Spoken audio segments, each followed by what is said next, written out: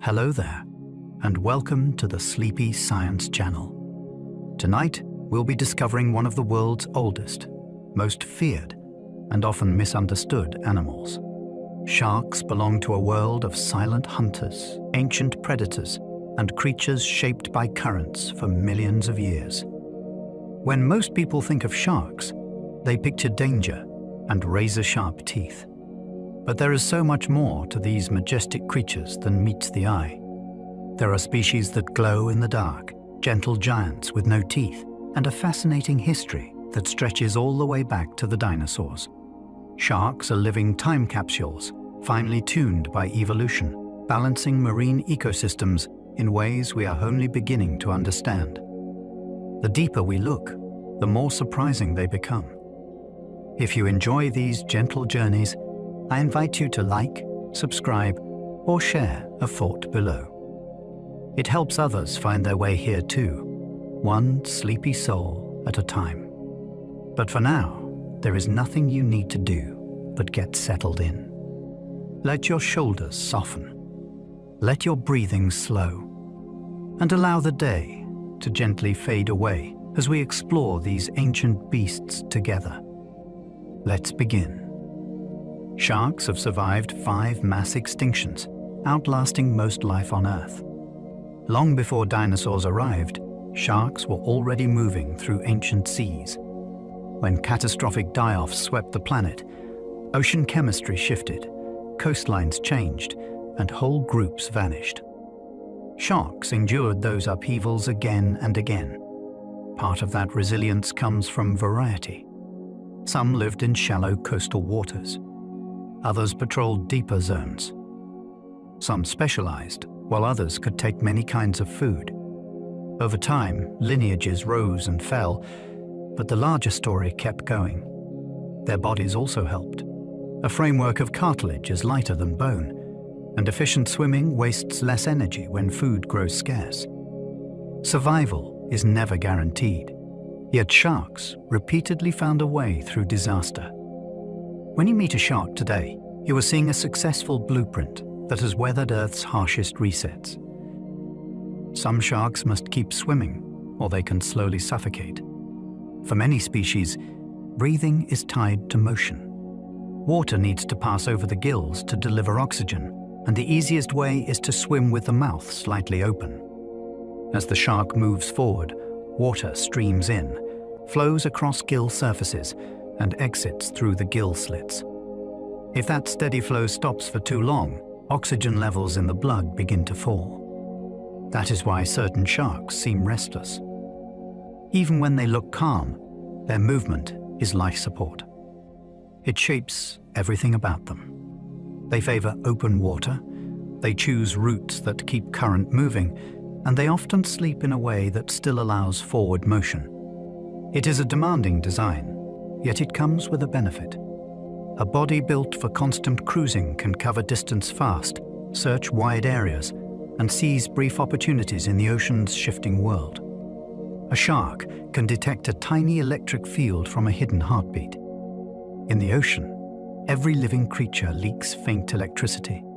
Muscles firing, nerves signaling, and even the steady rhythm of a heart create microscopic fields in the water. Sharks have special sensors that can pick up those signals, and the effect is almost like a sixth sense. Imagine a fish hiding under sand, perfectly still, with no splash or flash to give it away. A shark can sweep past and still notice it, because life itself whispers through the water.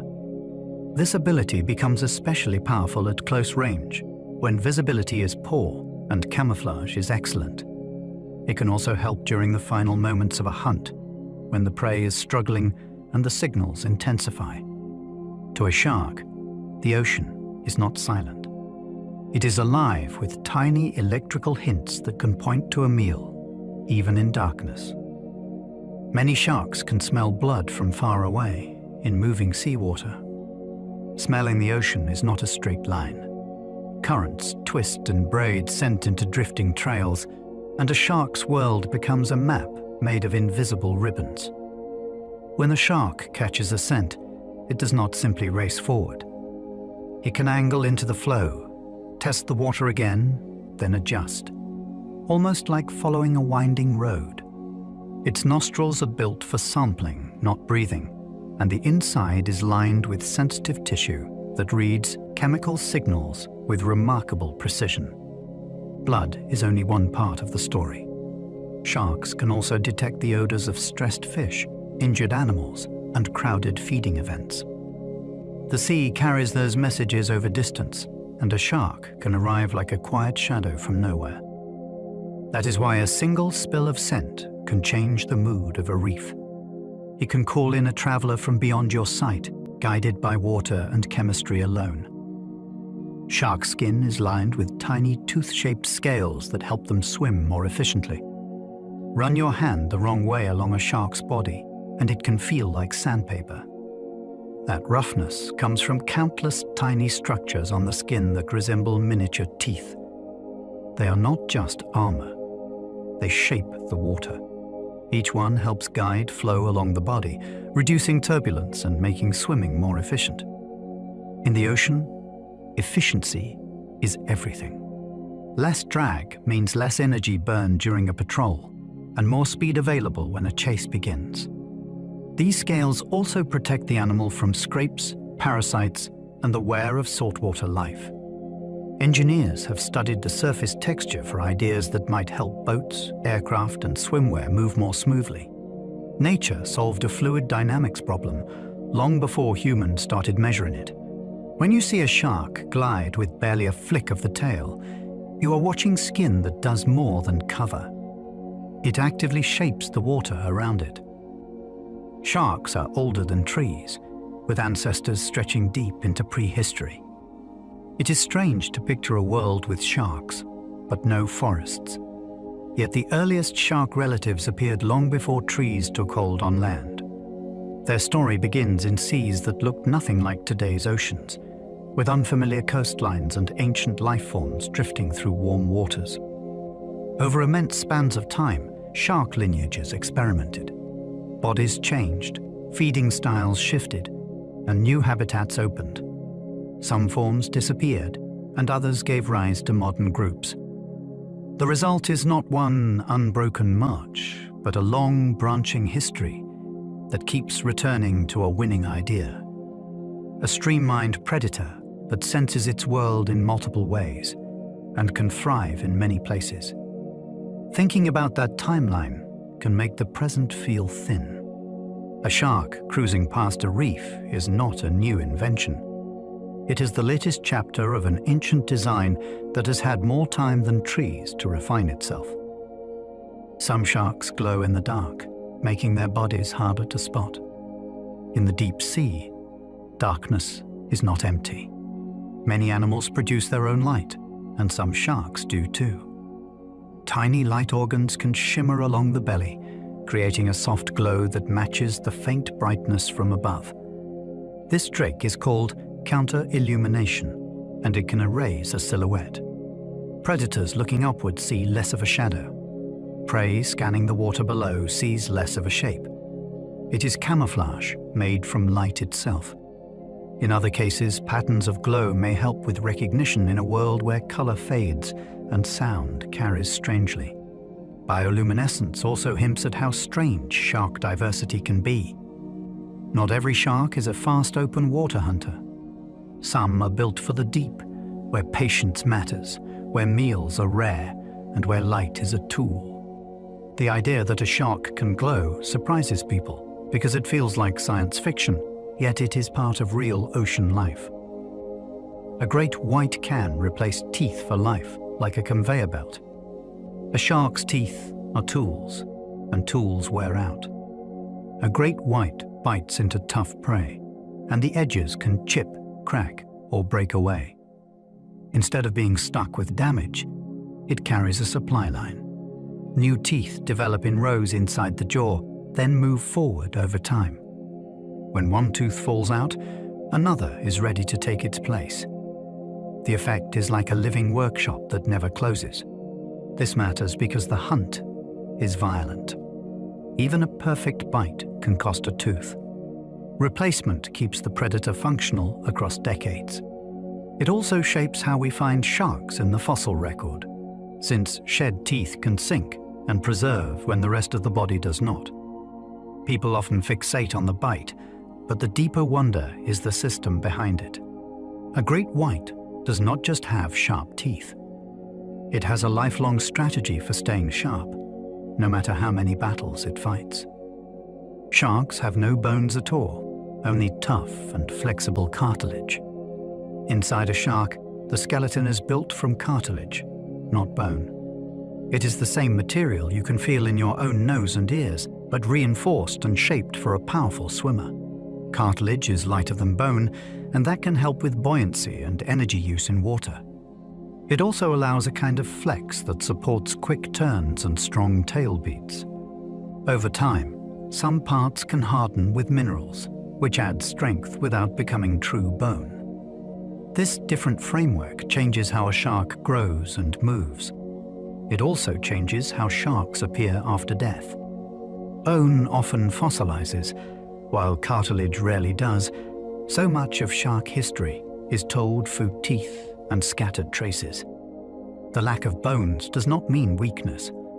It means a different solution. Sharks are built like living springs and blades, tuned for motion, stability, and survival in a dense, resisting world. Some sharks give live birth, while others lay egg cases called mermaid purses. Shark reproduction is not one single story. In some species, the young develop inside the mother and are born alive, already formed and ready to swim. In other species, the mother lays a tough, leathery egg case that anchors to the sea floor or tangles into seaweed.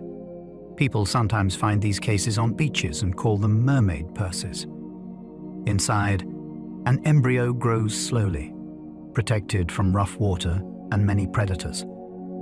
This variety reflects different strategies for survival. Live birth can produce larger, more capable pups at the start. Egg cases can spread risk across time and place, and they allow the mother to move on without carrying the young for as long. Each approach has trade-offs, shaped by habitat, food supply, and danger. When you think of sharks, it is easy to picture one style of life. Reproduction shows a much broader picture. Sharks are not one kind of animal. They are a whole range of solutions, built for many seas. The whale shark is the largest fish alive, yet it eats plankton. Picture a creature longer than a bus, moving with the patience of a drifting cloud. Instead of hunting seals or tearing at prey, it feeds by filtering the sea itself. The mouth can open wide, water pours in, and tiny life is captured as it passes through specialized filters. That tiny life includes plankton, small crustaceans, and fish eggs, the glittering confetti of the ocean. Whale sharks often gather where food blooms, near coral spawning, seasonal plankton surges, or upwelling currents that lift nutrients from the deep. Their spots are unique, like fingerprints, which lets researchers recognize individuals over many years. It is a stunning reminder that size does not always mean menace. Sometimes the biggest presence in the water is there for a meal you could barely see. Greenland sharks can live for centuries, growing with astonishing slowness. In Arctic and subarctic waters, life moves at a different pace.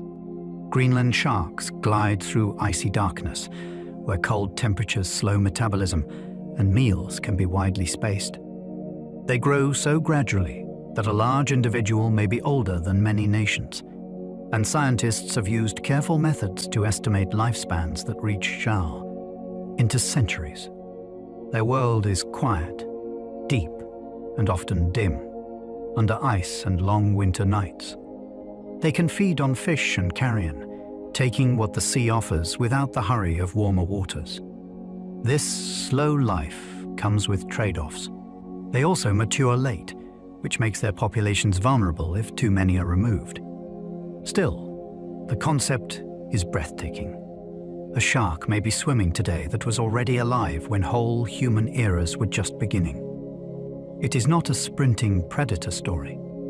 It is an endurance story written in cold water. The dwarf lantern shark fits in a hand and hunts at night. In the deep ocean, small can be powerful. This tiny shark lives far below the bright surface, where darkness presses in and dinner is never guaranteed. Its body carries light-producing patches that can glow, which helps it disappear from predators below by matching the faint light from above. Then it can slip closer to small fish and drifting invertebrates without being noticed. The night shift of the deep sea is not about speed. It is about timing, stealth, and sensing the slightest movement in cold water. A jaw full of fine teeth can seize prey quickly, and a compact body wastes little energy while it searches. The idea is almost unbelievable. A shark so small you could cradle it, using light as camouflage in an environment that feels like another planet. It shows how the word shark includes far more than the usual movie image. Hammerhead eyes are spread wide, boosting depth perception and scanning range.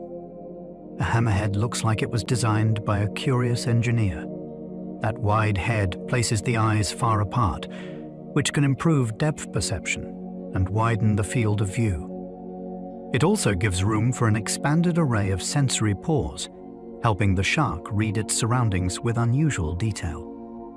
When a hammerhead sweeps over sand, it can search a broad strip in a single pass. Rays and other flat prey often hide by burying themselves, and the hammerhead's strange shape helps it pin and control them during a hunt.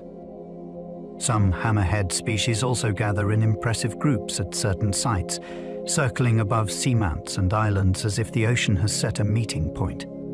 Their silhouette is unforgettable, yet the real wonder is function.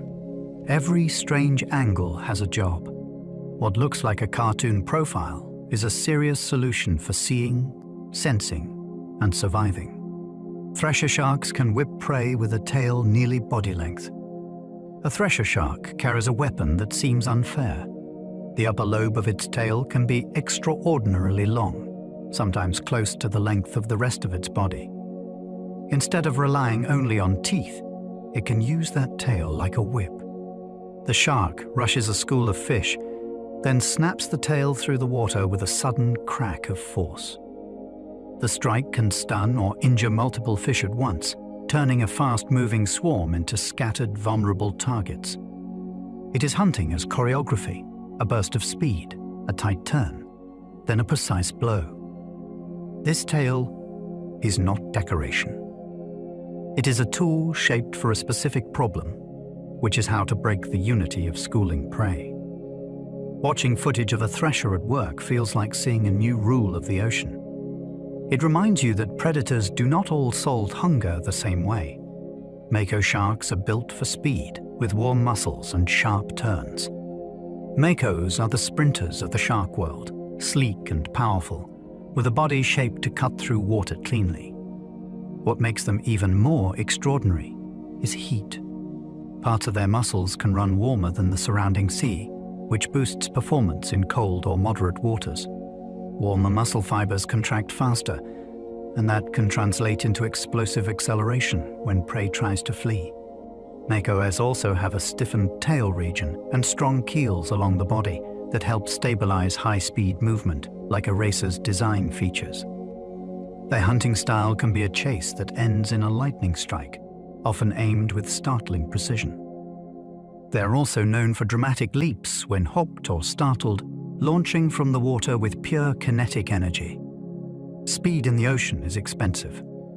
A Mako pays that cost with efficient design, and the reward is the ability to turn a wide, empty seascape into a hunting ground. Tiger sharks eat an unusually wide menu, from fish to birds. Some predators are specialists, but tiger sharks can be astonishing generalists. They patrol coastal waters, reefs, and open stretches, and they seem willing to investigate almost anything that might be food. Fish, rays, turtles, seabirds, squid, and carrion can all be on the menu, depending on what is available. That flexibility helps them thrive in changing conditions, where one food source might vanish and another suddenly appears.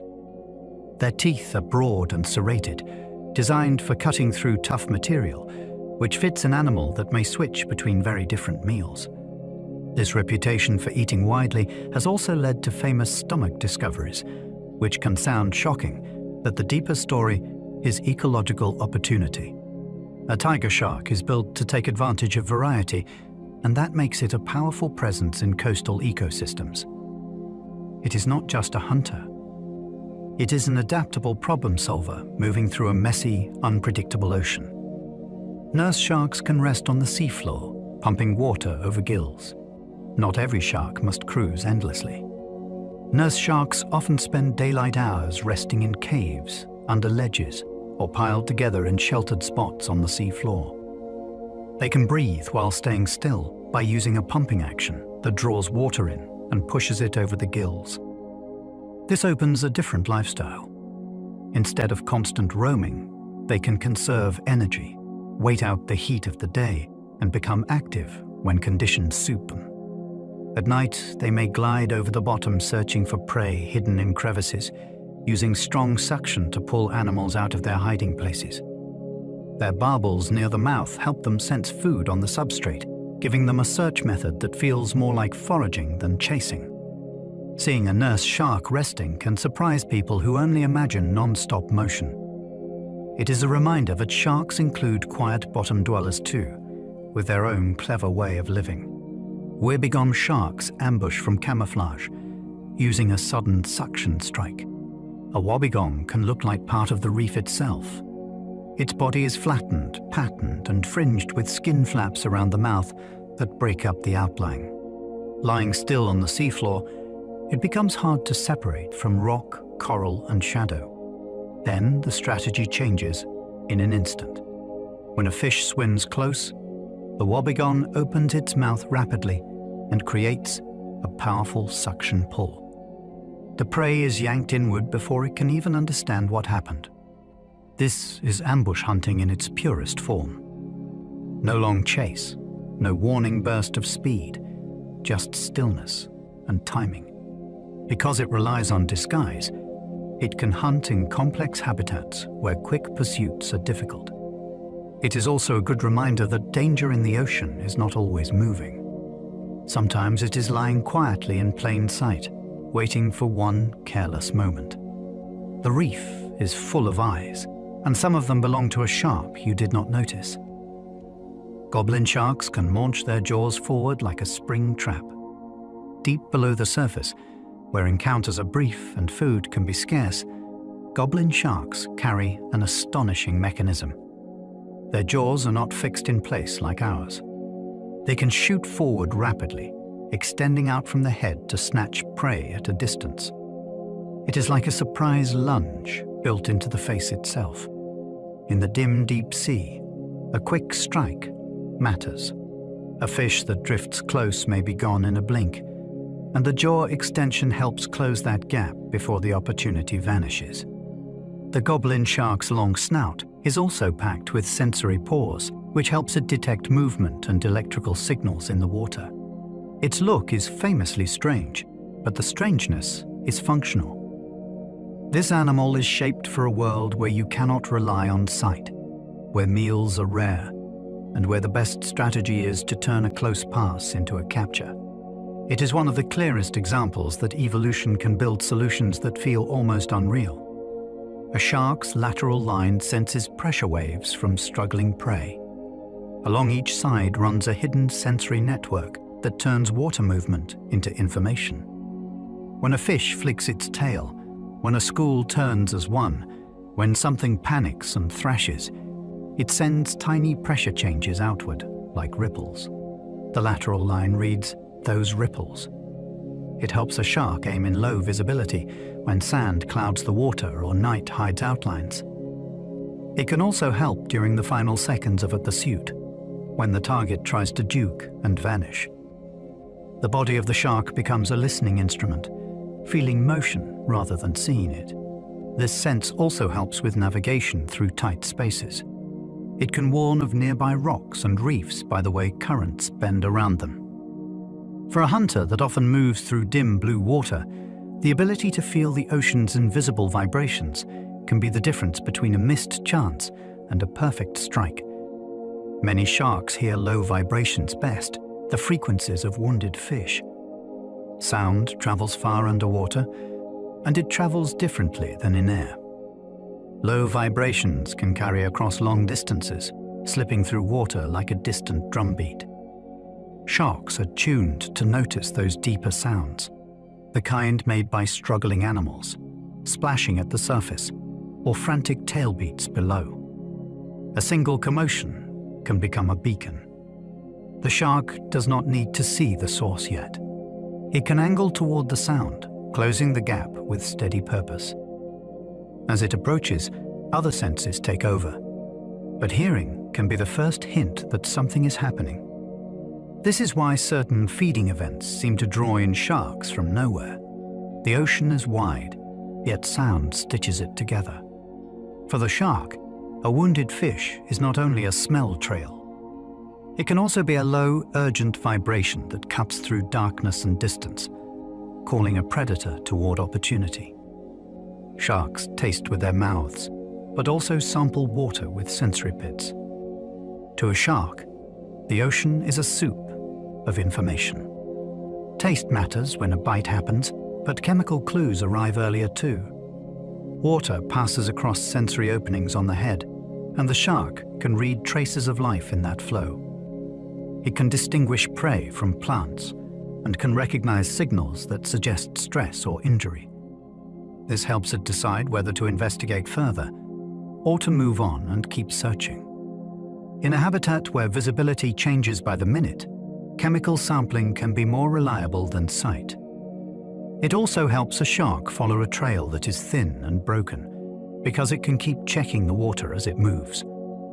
The hunt becomes a series of small decisions, guided by invisible chemistry. When you imagine a shark searching, do not picture only teeth and speed. Picture an animal tasting the sea itself, constantly gathering clues from the water around it. A shark's liver is huge and oily, helping it stay buoyant. Most bony fish have a swim bladder that acts like a built-in float, but sharks use a different trick. Their liver can be enormous, and it is rich in oils that are less dense than seawater.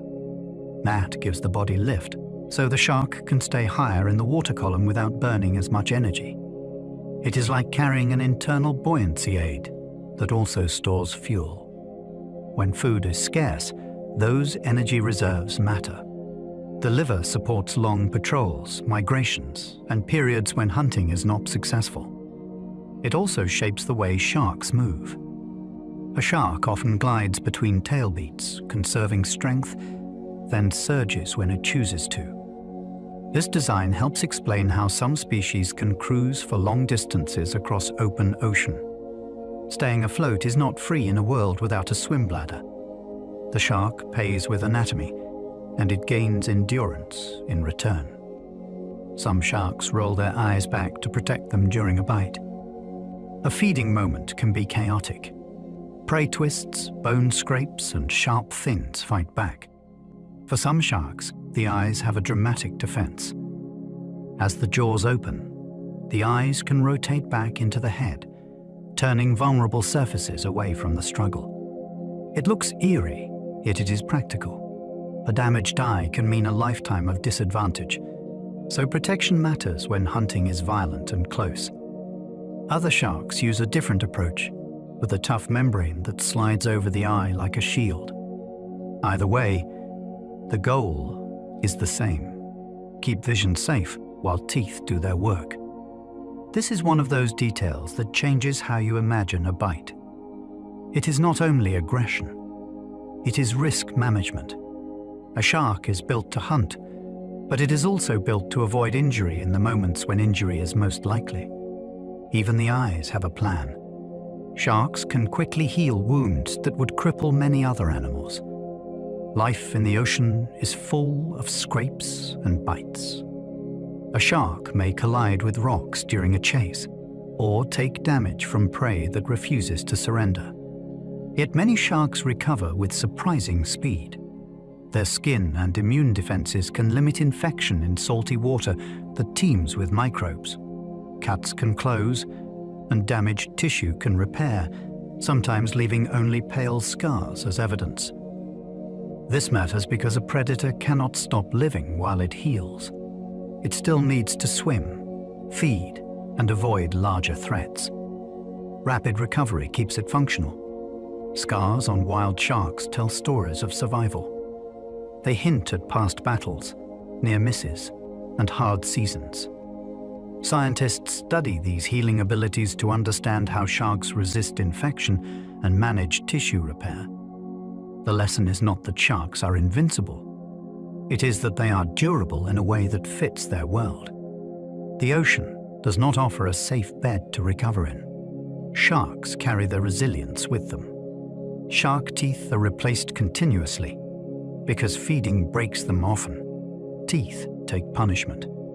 They scrape against rough skin, they hit bone, and they can snap when prey thrashes at the worst possible angle. Sharks answer this problem with constant renewal. Behind the visible teeth sits a reserve, with new ones developing in rows.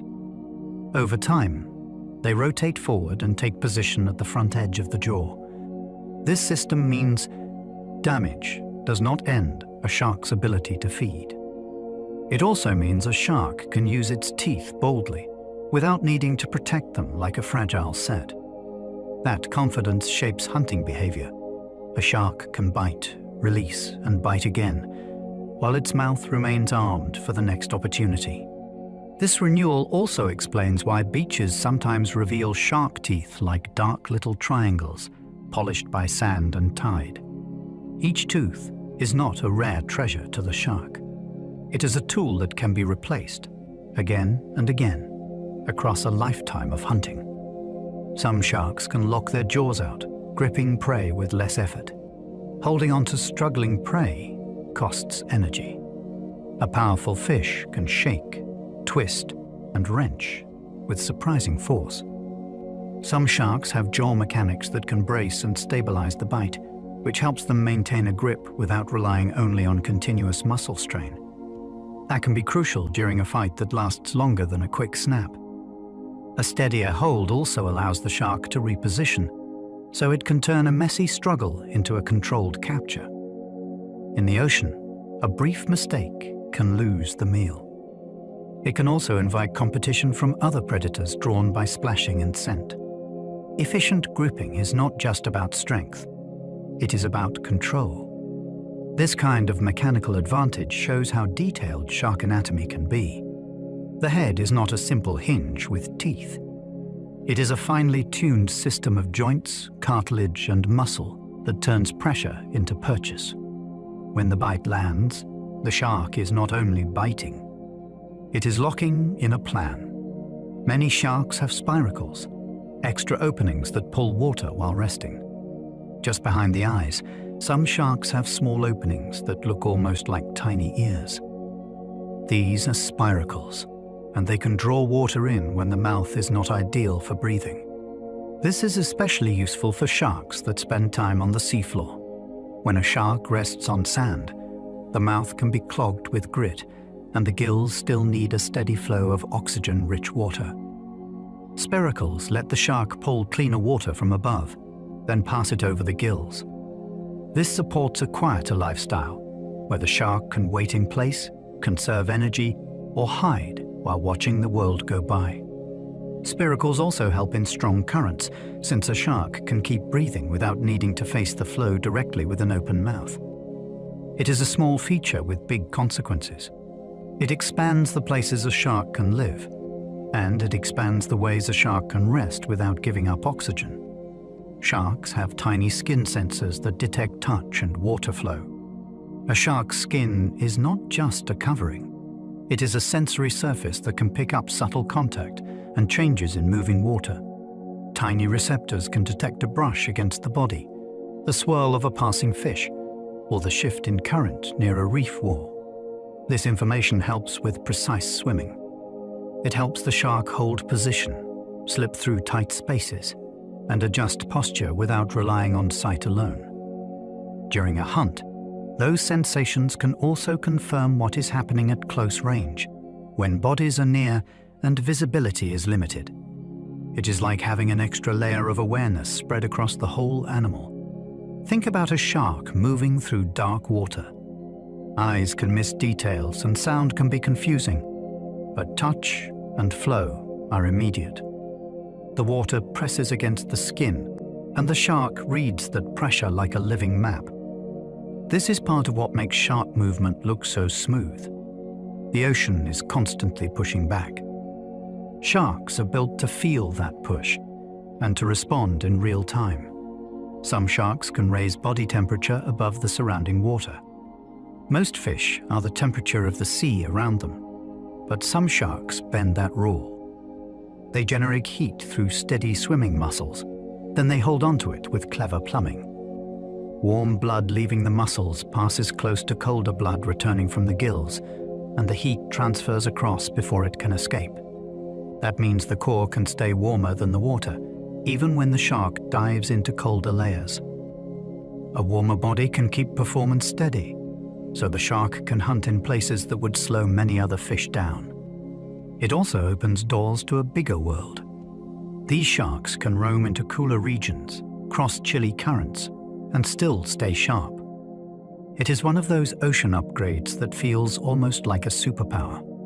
The shark is not just enduring its environment. It is actively shaping its own internal conditions to stay ready. Great whites can keep their eyes and brains warmer for hunting. A great white does not only heat the body, it can also protect what matters most in a hunt, perception, and decision-making. Special networks of blood vessels can warm the tissues around the eyes and brain, even when the shark is moving through cold water. That extra warmth can help vision stay responsive, and it can support fast processing when a split-second choice decides the outcome. Great whites often travel through changing conditions. A bright surface can give way to colder depths, then back again, sometimes in a single day. In those moments, keeping the head system steady is a huge advantage. The ocean can be dim, fast, and confusing. A predator that keeps its sensory world crisp has an edge. It can track movement more reliably, judge distance more accurately, and commit to an approach with confidence. This is not just strength and teeth. It is a hunting mind protected by biology, tuned for precision in cold, shifting seas. The basking shark filters seawater with gill rakers, not teeth. When a basking shark feeds, it can look almost peaceful. It swims with its mouth wide open, letting seawater pour in as it cruises. The food is not a fish it has to chase.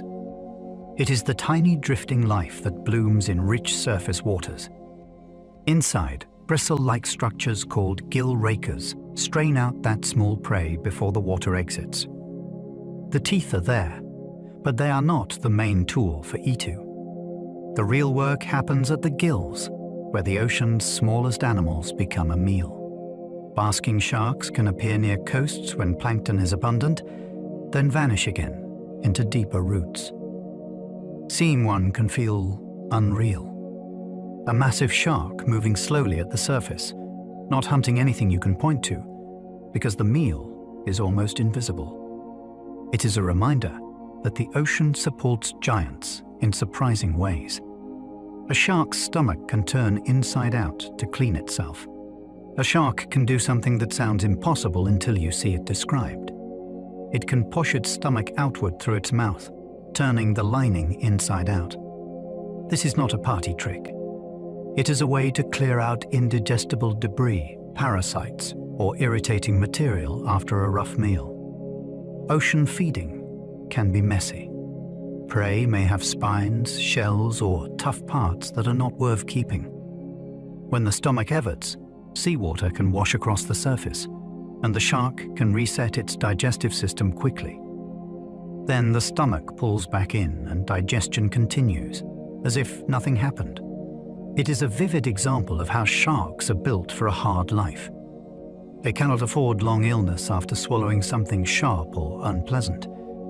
Their bodies carry solutions that feel extreme, because the ocean does not offer second chances.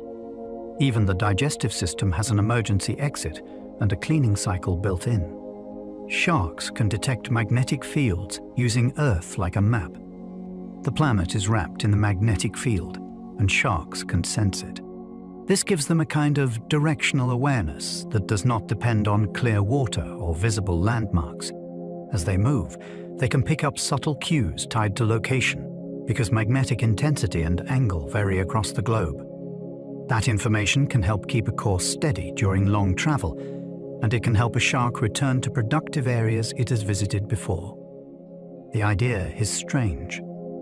An animal swimming through open ocean, reading an invisible feature of the Earth, like a background signal. This sense likely works alongside others, such as smell and ocean currents. But magnetism adds a deep layer of guidance. It is especially useful when the sea looks the same in every direction. To us, the ocean can feel featureless. To a shark, the ocean is written with hidden gradients and lines. The journey is not guesswork. It is navigation with a planet-sized compass. Some sharks navigate across oceans with repeating seasonal routes. Satellite tags have revealed trips that sound like myths until you see the tracks. Some sharks travel hundreds or thousands of miles, then return along similar paths in later seasons. These routes can line up with moving food, changing water temperatures, or predictable breeding opportunities. A shark may leave a coastal feeding area, cross open water, and arrive at another hotspot right when conditions are best. Then it may do it again the next year. This kind of movement links distant places that humans think of as separate. It also means protecting sharks is rarely a local issue. A shark might depend on many regions during one lifetime, and it can cross national borders without noticing. The seasonal rhythm suggests memory and reliability. The ocean is not a random wander. It can be a schedule written in currents, temperature shifts, and the timing of life events across vast spaces. When you picture a shark's world, imagine an animal that knows the calendar of the sea. Reef sharks often patrol the same stretches, like regular neighborhood rounds. On a reef, space matters. Food comes and goes, hiding places are limited, and the terrain is complex. Many reef sharks move through familiar routes, passing the same drop-offs, channels, and coral ridges again and again. It can look like patrolling, yet it is also information gathering. A regular circuit lets the shark notice changes, such as a new school of fish, a spawning event, or the scent of a fresh kill. It can also help the shark avoid wasting energy in unproductive areas. Over time, these patterns can create a sense of predictability for divers and researchers. You may see the same individual along the same edge of reef on different days. This does not mean the shark is tame. It means the shark is efficient. It knows where opportunity tends to appear, and it checks those places with calm persistence. In a reef maze, familiarity is power, and routine can be a hunting strategy. Sharks can learn from experience, changing tactics after failed hunts. A shark is not a simple machine that repeats the same move forever. Research and observation show that sharks can adapt when something does not work. A prey animal that escapes teaches a lesson. A bait that comes with danger can change future behavior. Some sharks become cautious around new objects, while others become bolder after rewards. They can also learn by association, linking certain places or times with food. This ability matters in an environment full of surprises. Prey changes seasonally, visibility shifts, and competitors appear without warning. A shark that can adjust has an advantage over one that cannot. Learning does not need to look like human planning to be powerful. Sometimes it is a change in approach angle. Sometimes it is waiting longer before striking. Sometimes it is choosing a different hunting ground entirely.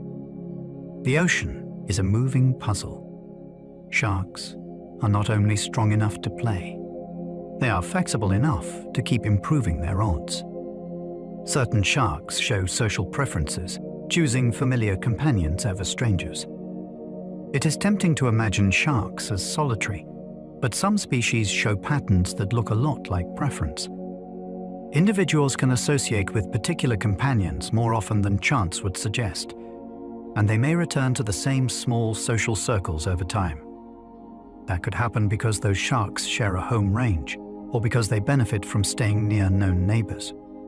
Familiarity can reduce conflict, and it can make feeding or movement through a reef less chaotic. Researchers studying shark social networks have found that association patterns can persist, which hints at recognition and memory.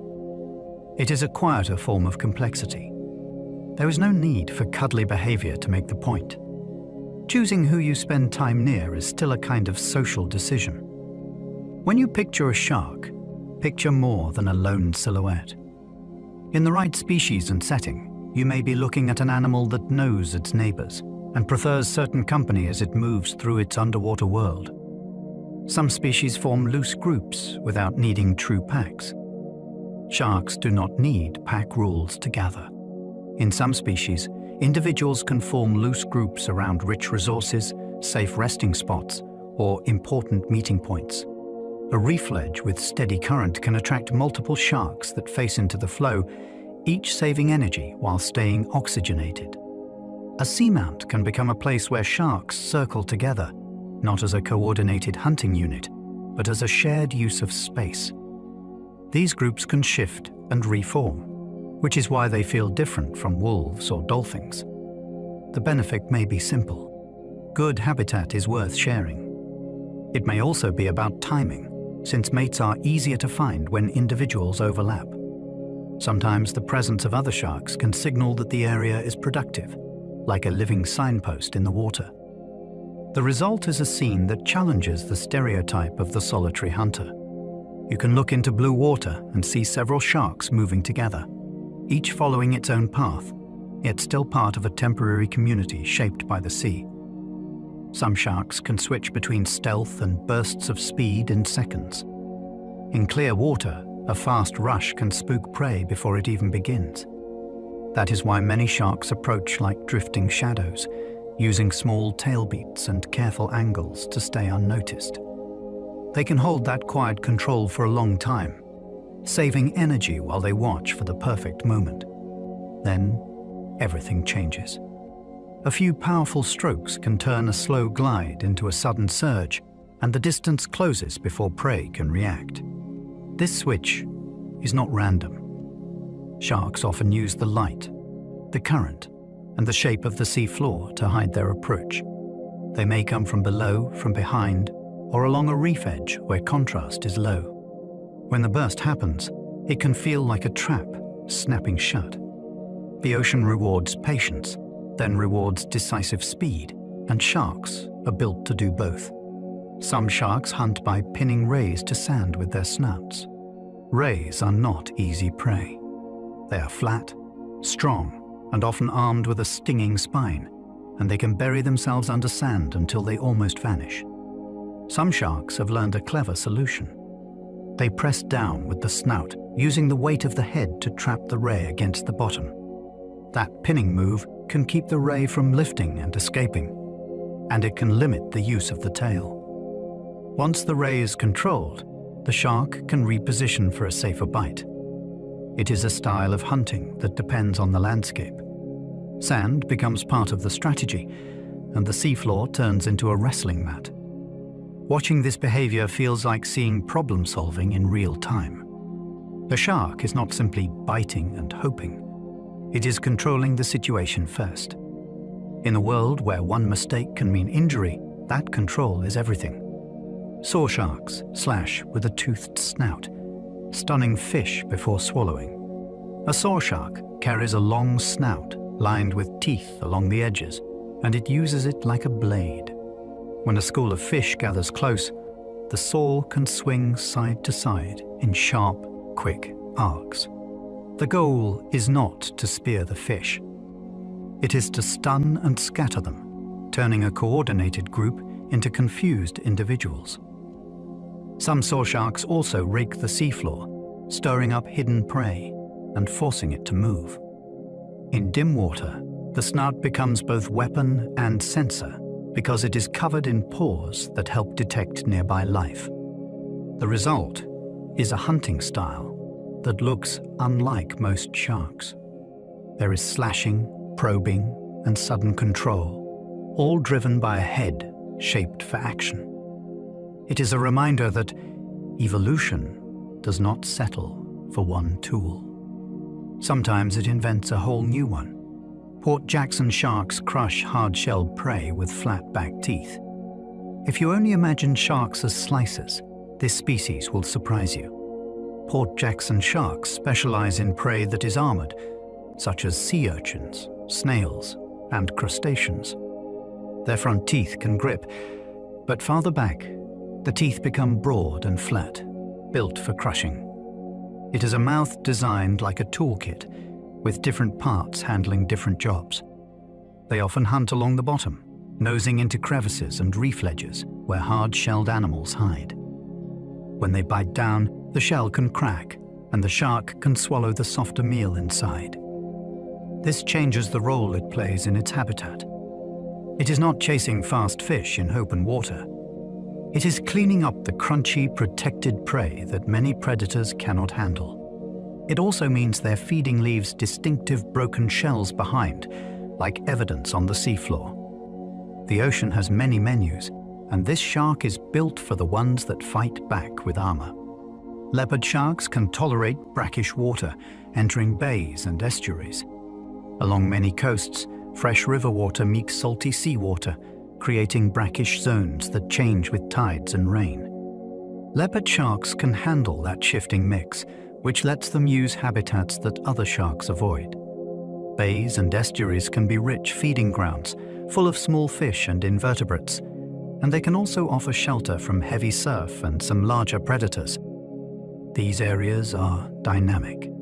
Temperature swings, murky water, and sudden drops in salinity can stress many animals. Leopard sharks manage those changes with internal balancing systems that control salt and water in the body. The result is freedom. They can glide over eelgrass beds, cruise muddy channels, and move with the tides as if the boundary between river and ocean is not a barrier.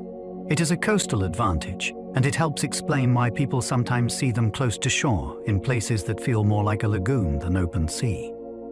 Bull sharks can move into rivers, balancing salt with special kidneys.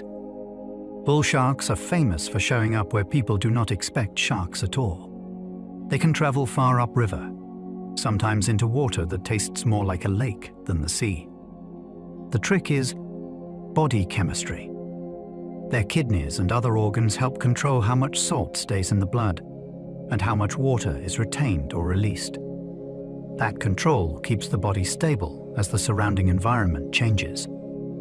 It is an unusual ability for a large predator, and it opens up new hunting territory. Rivers can hold dense populations of fish, and the water can be cloudy, which helps a stealthy hunter get close. This freshwater flexibility also means bull sharks can connect coastal ecosystems to inland ones, moving along routes that are invisible on a typical pre-ocean map. When you think of sharks, you probably picture open water. Bull sharks remind you that some of them can follow the coast inland, using rivers like underwater highways. A few sharks can survive in freshwater lakes for long periods. Freshwater is a challenge for most sharks because their bodies are tuned for life in salt water. Yet a small number can persist in lakes and rivers for long stretches, living in places that seem completely cut off from the sea. The best-known examples involve populations that became trapped as waterways shifted over time, then adapted to their new conditions. In a lake, the rules change. Salinity is low, tides are absent, and food webs can look very different from the coast. A shark that remains must manage its internal chemistry carefully, and it must hunt in water that can be shallow, murky, and crowded with obstacles. These freshwater stories are also a reminder that nature does not always stay put. Coastlines move, land rises and falls, and a marine animal can find itself in a new world without ever choosing to leave the old one. The idea of a shark living in a lake feels like a twist, yet it is part of the planet's shifting history. Sharks can fast for weeks, burning stored energy from the liver. The ocean can be generous one day, then empty the next.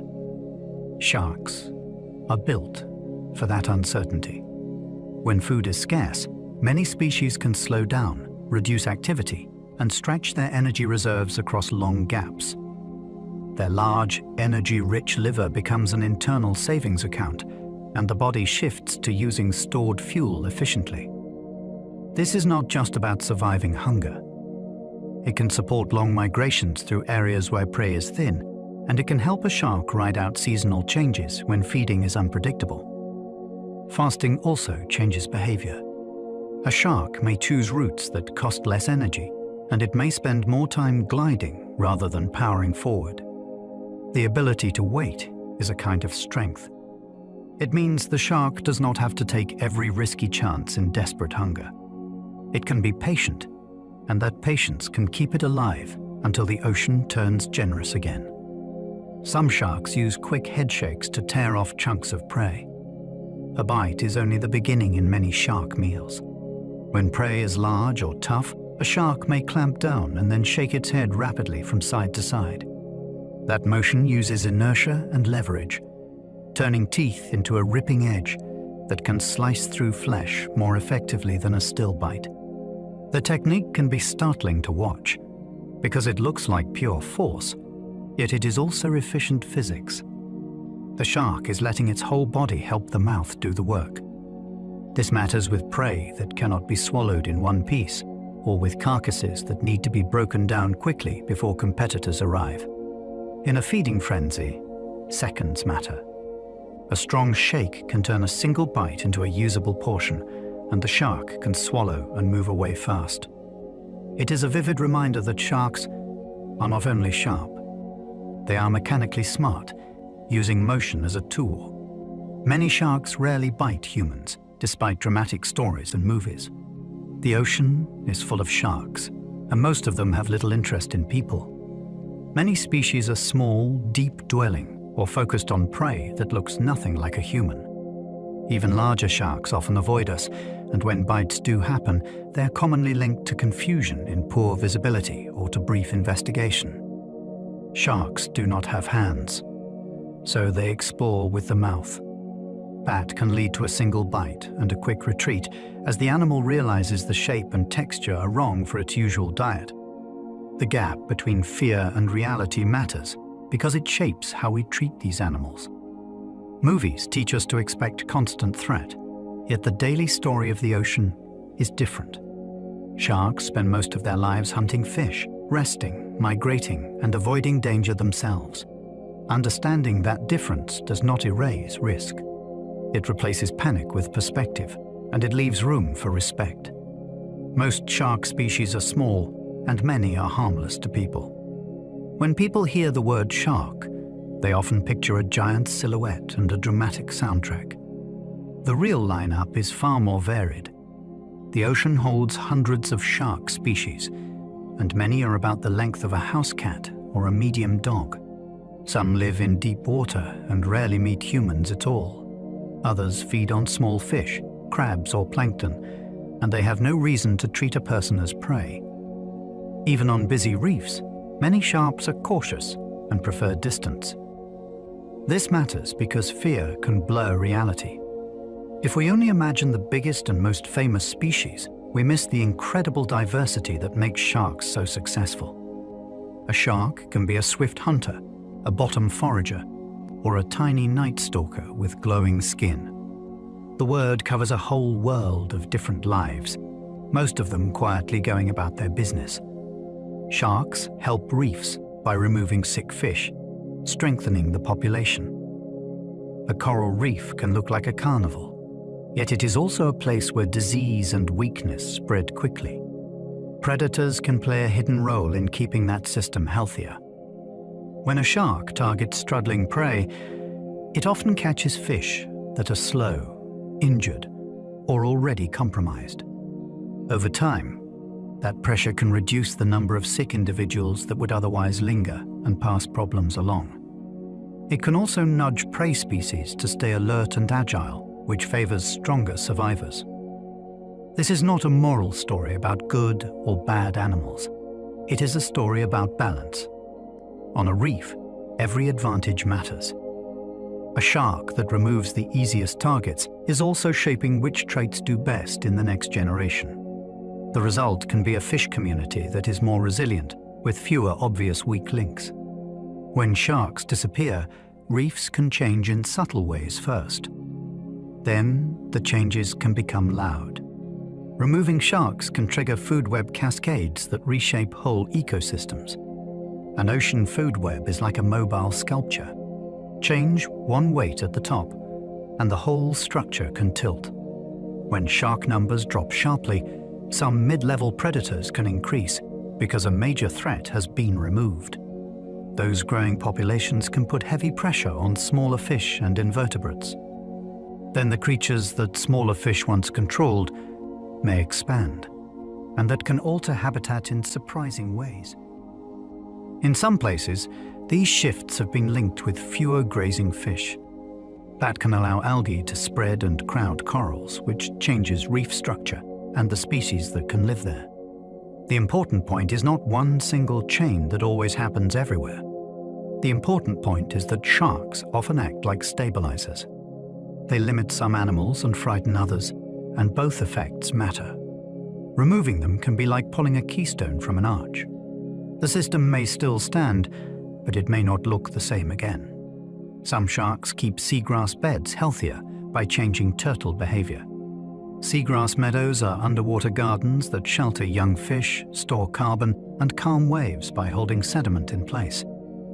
In some regions, large herbivores like turtles graze those meadows.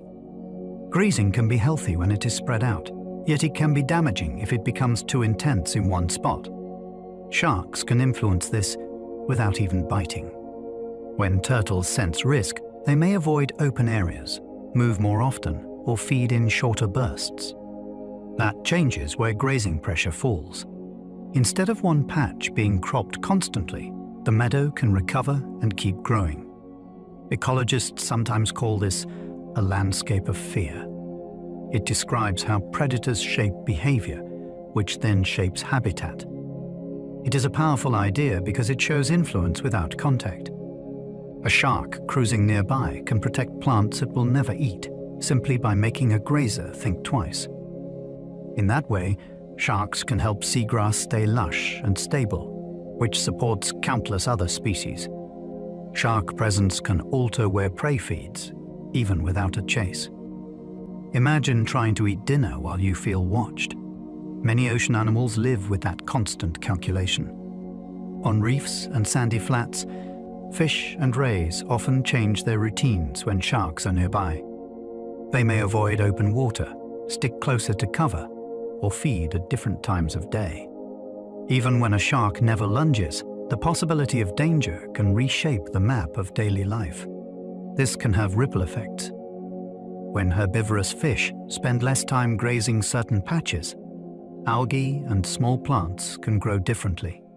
When prey clusters in safer zones, competition increases there, and other areas become quieter. The ocean is not only shaped by who gets eaten, it is shaped by who feels at risk. Predators act like moving weather systems. Their presence changes the behavior of many animals at once, and that behavior changes the seafloor community over time. A reef can look calm to us, yet it is full of choices made in response to a shadow passing at the edge of vision. Sharks are important scavengers too, cleaning up dead animals quickly. Not every meal is a chase. In the open ocean, a dead whale, a drifting fish, or a discarded carcass can become a sudden feast. Sharks often arrive to scavenge, sometimes alongside seabirds and other marine predators. This matters because decay in the ocean can spread disease and draw in opportunistic animals in risky ways. A shark that consumes carrion is turning loss into energy, and it helps recycle nutrients back into the food web. Scavenging can also reveal the ocean's invisible networks. A carcass may sink slowly, and sharks from different depths may appear in sequence as it descends. On the surface, the event can be brief. Underwater, it can feed a community for hours or days. Scavenging also rewards strong senses. A distant scent trail, a vibration at the surface, or the activity of other animals can signal opportunity. Sharks are often portrayed as constant hunters. In reality, they are also efficient recyclers, and that role helps keep the ocean cleaner and more connected. Deep-sea sharks live where pressure is crushing and food is scarce. The deep ocean is a place where sunlight fails, temperatures drop, and pressure mounts with every meter. Yet sharks live there, moving through a world that can feel more like outer space than sea. Food is rare, so deep-sea sharks often have slower lifestyles. They conserve energy, they make meals count, and they can go long stretches between good opportunities. Some have softer bodies that reduce energy cost, and some have larger livers that help with buoyancy in the dark water column. Encounters can be brief. A drifting squid, a dying fish, or a falling scrap from above might be the moment they have been waiting for. The deep also reshapes senses. Vision, smell, and electrical detection all matter, but they work in conditions that are colder and quieter than shallow water. When you think of sharks, it is easy to imagine reefs and beaches. Deep-sea sharks remind you that the ocean's largest habitat is still the frontier, and sharks are part of that hidden community. Some deep-sea sharks have huge eyes to catch faint light. In the twilight zone and below, light becomes precious. It arrives as a dim haze from the surface and as brief flashes from bioluminescent animals. Some deep-sea sharks respond with remarkably large eyes that gather as much of that faint light as possible. Bigger eyes can help detect the outline of prey above, the glimmer of a moving fish, or the pulse of a glowing squid. In the deep, seeing something first can be the difference between eating and missing the only chance for hours. Large eyes also suggest a world where silhouettes matter more than color, and where tiny contrasts carry meaning. A faint shimmer might be a meal. It might also be a warning. This kind of vision does not look like the sharp daylight sight we imagine for land animals. It is tuned for darkness.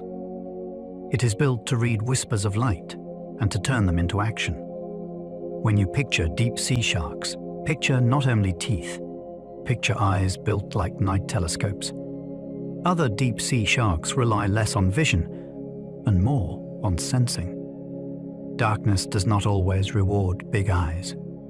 In some deep environments, the best strategy is to feel the world instead of trying to see it. Certain deep-sea sharks have smaller eyes, and they lean on other senses that do not depend on light. They can follow scent trails that drift through still water, and they can detect the weak electrical signals produced by living muscles. Pressure sensing along the body can reveal movement nearby, even when the shape is invisible. This approach fits a world where prey may be hidden, buried, or moving slowly. It also fits a world where saving energy matters. Maintaining large eyes and processing visual detail can be costly. Sensing can be cheaper and more reliable in the black environment. The result is a very different kind of predator, one that seems to hunt by reading the ocean's invisible signatures. It is a reminder that there is no single way to be a shark. Even in the deep, evolution offers multiple solutions, and each one is shaped by what the environment rewards.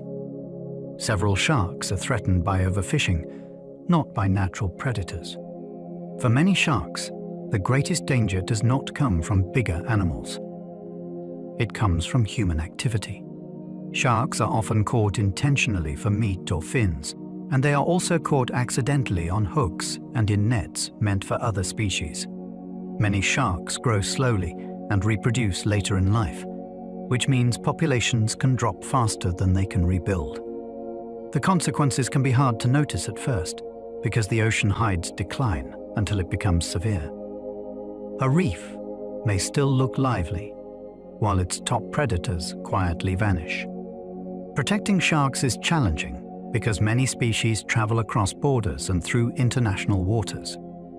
That means conservation can require cooperation between regions that do not always share the same priorities. The hopeful side is that recovery is possible when protections are strong and enforced. Limits on fishing, better gear, and protected habitats can all help. Sharks have survived ancient planetary upheavals, yet modern pressure can be more relentless. Their future depends on choices made at the surface, far above their world. Shark fins have been traded for centuries, driving heavy harvest pressure. The fin trade grew from a luxury demand into a global supply chain, and sharks paid the cost. Fins are valued for texture in certain soups, even though the flavor comes mostly from broth and seasoning. Because fins can be high value and easy to store, fishing pressure can focus on removing them quickly, sometimes from animals that are not fully used. That practice can be especially damaging in remote waters where monitoring is limited. It also targets many species, not just one famous shark, which spreads the impact across whole regions. Over time, this trade has pushed some populations towards steep decline, and it has forced governments to decide what level of exploitation is acceptable. The story is not only about appetite. It is about economics, enforcement, and how a market can reach deep into the ocean. When you hear that fins have been traded for centuries, it is a reminder that human choices have been shaping shark survival for a very long time. Many shark species mature late, so populations recover very slowly. A shark's life history can be built for endurance, not speed. Many species take years to reach maturity, and they may produce relatively few young compared with many bony fish. That means each adult matters, because replacing it can take a long time. If heavy fishing removes mature sharks faster than juveniles can grow up, the population can slide downward quietly. It might still look normal for a while, because the ocean hides absence better than land does. Then one day the older age classes are missing, and the system cannot refill itself quickly. This is why management can be tricky. Even if fishing stops, recovery can take decades, and in that time, the ecosystem may shift in ways that make recovery harder. Late maturity also makes some sharks vulnerable to sudden demand spikes, because the supply is not something nature can ramp up on command. When you protect adult sharks, you are protecting years of growth and future generations that have not arrived yet. A single longline can catch sharks unintentionally as bycatch.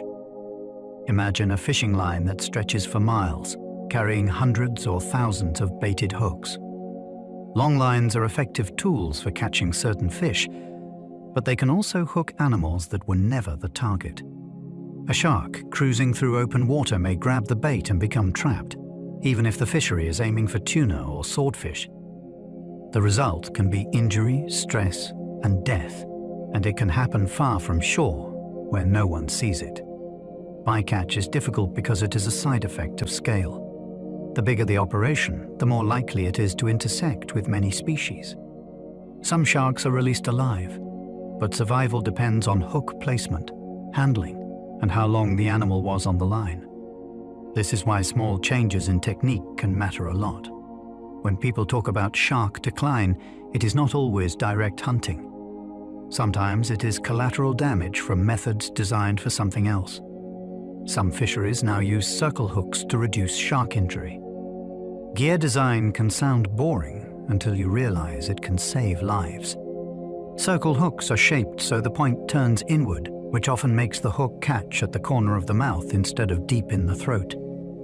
For sharks caught unintentionally, that difference can be critical. A mouth corner hook is easier to remove, it causes less internal damage, and it improves the odds that a released animal will survive.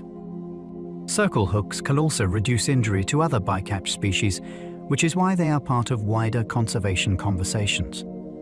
The shift is not always simple, because fisheries balance cost, tradition, and catch efficiency, but the idea is powerful. You do not always need a brand new technology to make a difference. Sometimes you need a smarter curve of metal. It is one of the rare cases where a small physical tweak can ripple outward into fewer deaths across a wide ocean area. Better hooks do not solve every problem, but they show that practical solutions exist when people choose to apply them. Tagging studies reveal surprising migrations, connecting nations through one animal. For a long time, shark travel was guessed at from scattered sightings. Then tags began to draw lines on maps, and those lines changed the story. A single shark can cross entire seas, slip through international borders, and arrive at the same distant region months later, as if it had an appointment. Some tags record depth and temperature, which reveals a second map that is vertical as well as horizontal. A shark might spend daylight deep, then rise at night, or it might follow a layer of preferred water like a moving road. These discoveries matter because they turn conservation into a shared responsibility. One country can protect a breeding area, while another may hold a feeding route, and a third may hold a seasonal hotspot. The animal experiences this as one continuous world. Humans experience it as many jurisdictions. Tagging forces those viewpoints to meet. It also adds wonder. The ocean feels boundless, yet sharks can treat it like familiar territory, traveling with purpose through places we barely know. Shark sanctuaries protect key waters, but enforcement can be challenging. A sanctuary can be a powerful promise. It says certain waters are meant to be safer, with limits on fishing or trade, and with rules that treat sharks as living assets rather than harvest. Sanctuaries can protect breeding grounds, nursery habitats, and migration corridors, and they can support tourism that rewards sharks for being alive. The challenge is that the ocean is big and patrols are expensive. Illegal fishing can happen at night, far from shore, and a single boat can do damage quickly. Enforcement often depends on budgets, trained staff, and cooperation with neighboring regions. Technology helps with vessel tracking and aerial monitoring, but rules still need teeth. A sanctuary is not only a boundary on a map, it is a system that must be maintained. When it works well, it becomes a refuge that can seed recovery beyond its borders. When it works poorly, it can become a comforting label with little real impact. The difference comes down to follow-through and to whether protection is treated as a long-term commitment. Some sharks return to nursery areas where young have safer shelter. For many species, the most dangerous time is early life, when a pup is small and the ocean is full of mouths. Nursery areas can tip the odds. These are places like shallow bays, mangrove edges, seagrass meadows, and protected estuaries where food is available and large predators are less common. The water can be murky, the channels can be tight, and the habitat can be complex, which all make it harder for big hunters to move in. Some adult sharks appear to use these areas repeatedly across years, suggesting that certain locations are dependable starting points for the next generation. Losing a nursery can be devastating because it removes a safe on-ramp into the larger ocean. Coastal development, pollution, and heavy fishing pressure can all damage these habitats. Protecting nurseries is one of the most direct ways to support shark recovery, because it targets survival where it matters most. When you protect the shallow places, you protect the future adults that have not had time to grow. Many shark pups grow fast early, racing past their most vulnerable stage. A newborn shark enters a world where almost everything is bigger, faster, or hungrier. That is why early growth can be a sprint. Many pups feed heavily when food is available, converting meals into length and strength that improve survival odds. A slightly larger pup can swim faster, evade more threats, and handle tougher prey. In some species, pups are born with a head start, already capable hunters that do not receive parental care. That independence makes early growth even more important, because there is no adult protection. Nursery habitats help, but so does rapid development. The ocean rewards animals that can move from fragile to formidable as quickly as possible. This early growth can also shape behavior. Pups may choose shallow water, stick close to structure, or feed at times that reduce risk. Each strategy supports the same goal, which is to survive long enough to become something harder to kill. When you imagine a shark, it is easy to picture a confident adult. The pup stage is a different story, and it is full of pressure that pushes growth to happen fast. Some sharks eat only at night, avoiding daytime competition. Night changes the ocean's rules. Vision becomes less reliable, and many prey animals shift behavior, leaving hiding places to feed under cover of darkness. Some sharks take advantage by hunting mostly after sunset, when daytime competitors are resting and the reef feels transformed. A nocturnal shark can move through shallows that would be risky in bright light, and it can approach prey that relies on camouflage that only works when it can be seen. The darkness also favors senses beyond sight, such as smell, pressure detection, and electrical sensing. Night feeding can reduce conflict with other predators because fewer hunters are active at the same time. It can also reduce stress for prey that is adapted to daytime threats, not nighttime ones. If you have ever snorkeled at dusk, you know how quickly the sea's mood can change. For nocturnal sharks, that change is opportunity. The reef becomes a different landscape, and the hunt becomes a quieter kind of advantage, built on timing instead of brute force. Certain sharks follow the smell of spawning events, timing feasts precisely. The ocean runs on schedules, and spawning is one of the biggest. When fish gather to release eggs and sperm, the water becomes rich with scent and nutrients, and predators notice.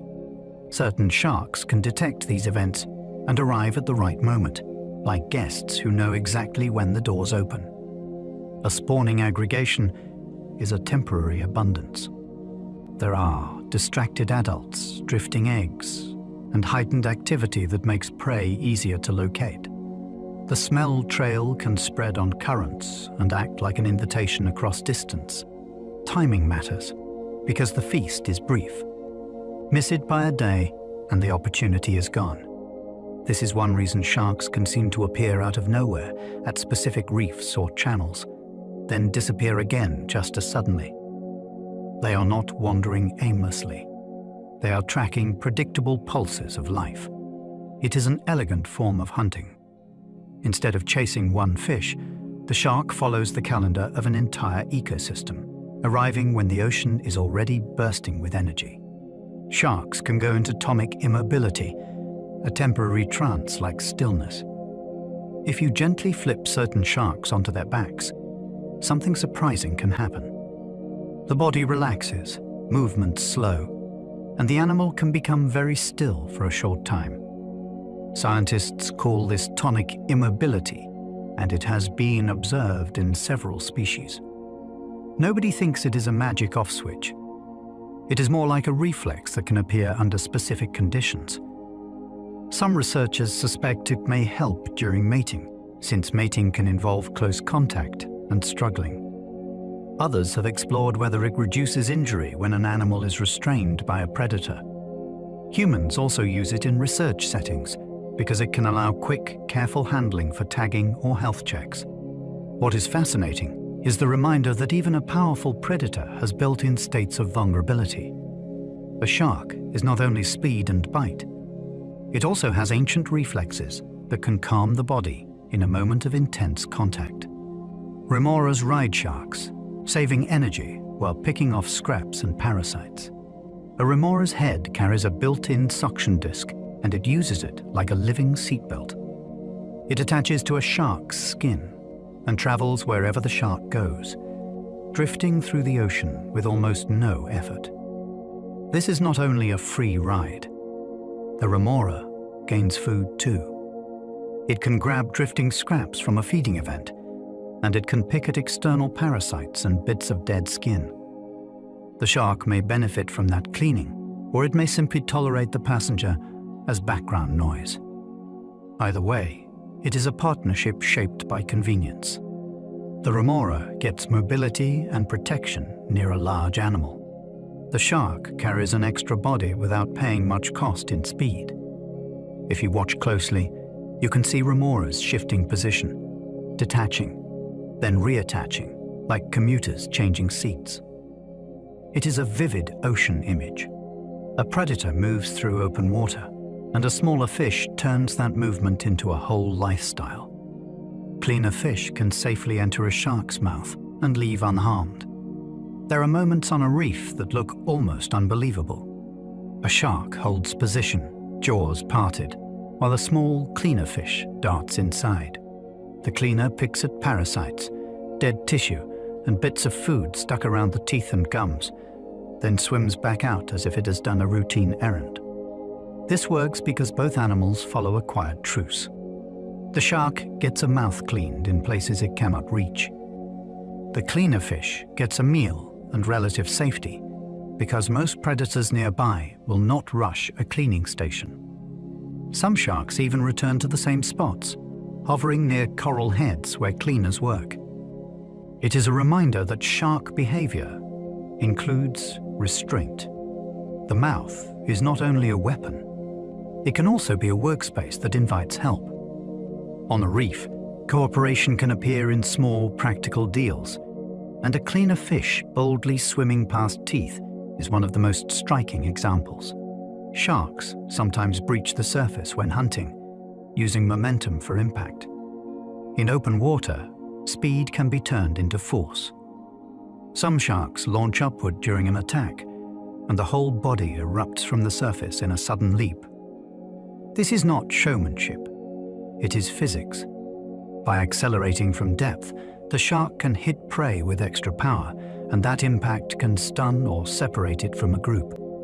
The surface also creates a hard boundary. Prey cannot escape upward any farther, so the shark can trap it against a limit and strike with commitment. Breaching is dramatic, but it is also risky and costly. It burns energy, and it reveals the shark's position. That means it is used when the potential reward is high. Seeing a breach reminds you how three-dimensional hunting can be. The ocean is not a flat chase. It is a vertical arena, and a shark can turn depth into a springboard, converting distance into an explosive advantage in a single burst. Some sharks hunt cooperatively, taking turns to keep prey tightly packed. When small fish score, their safety is in unity. A tight bull confuses predators and makes it harder to target one individual. Some sharks respond with teamwork that is subtle but effective. Instead of every shark rushing at once, individuals may take turns making short charges. Each charge forces the school to compress, change direction, and spend energy. While the prey is busy staying together, another shark can slip in from a better angle. Over time, the group of prey becomes exhausted and disorganized, and a capture becomes more likely. This is not the rigid coordination of wolves, and it does not need to be. Even simple turn-taking can raise success rates in a chaotic environment. What makes it fascinating is the hint of social awareness. A shark does not have to be affectionate to be cooperative. It only needs to recognize that another hunter's move can shape the prey, and that waiting one extra moment can create a better opening than charging too soon. Shark embryos can sense danger, freezing movement when predators approach. Even before birth, survival pressure begins. Inside a shark egg case or within the mother, an embryo can detect cues that suggest danger nearby. Experiments have shown that when the embryo senses signals linked to predators, it may stop moving. That stillness matters because movement creates vibrations in water, and vibrations can draw attention. By freezing, the embryo becomes harder to notice during a risky moment. It is an astonishing idea. The animal is not yet swimming free, yet it already has a defensive behavior tuned to the outside world. This tells you how old and intense ocean predation is. Selection pressure has reached all the way into the earliest stages of life. It also adds a new layer to what an egg case represents. It is not only a shell. It is a nursery where an unborn shark is already responding to the sea. already making tiny choices that improve its odds. The first lesson in being a shark may be learning when not to move. In some species, embryos eat unfertilized eggs for extra nutrition. Not every shark embryo grows on a simple yolk supply. In some species, the mother produces extra unfertilized eggs inside the reproductive tract, and developing embryos eat them. It is called oophagy, and it turns the womb into a pantry. This additional food can produce larger, stronger pups by the time they are born, which matters in an ocean where newborns are immediately on their own. The embryos are not passive passengers.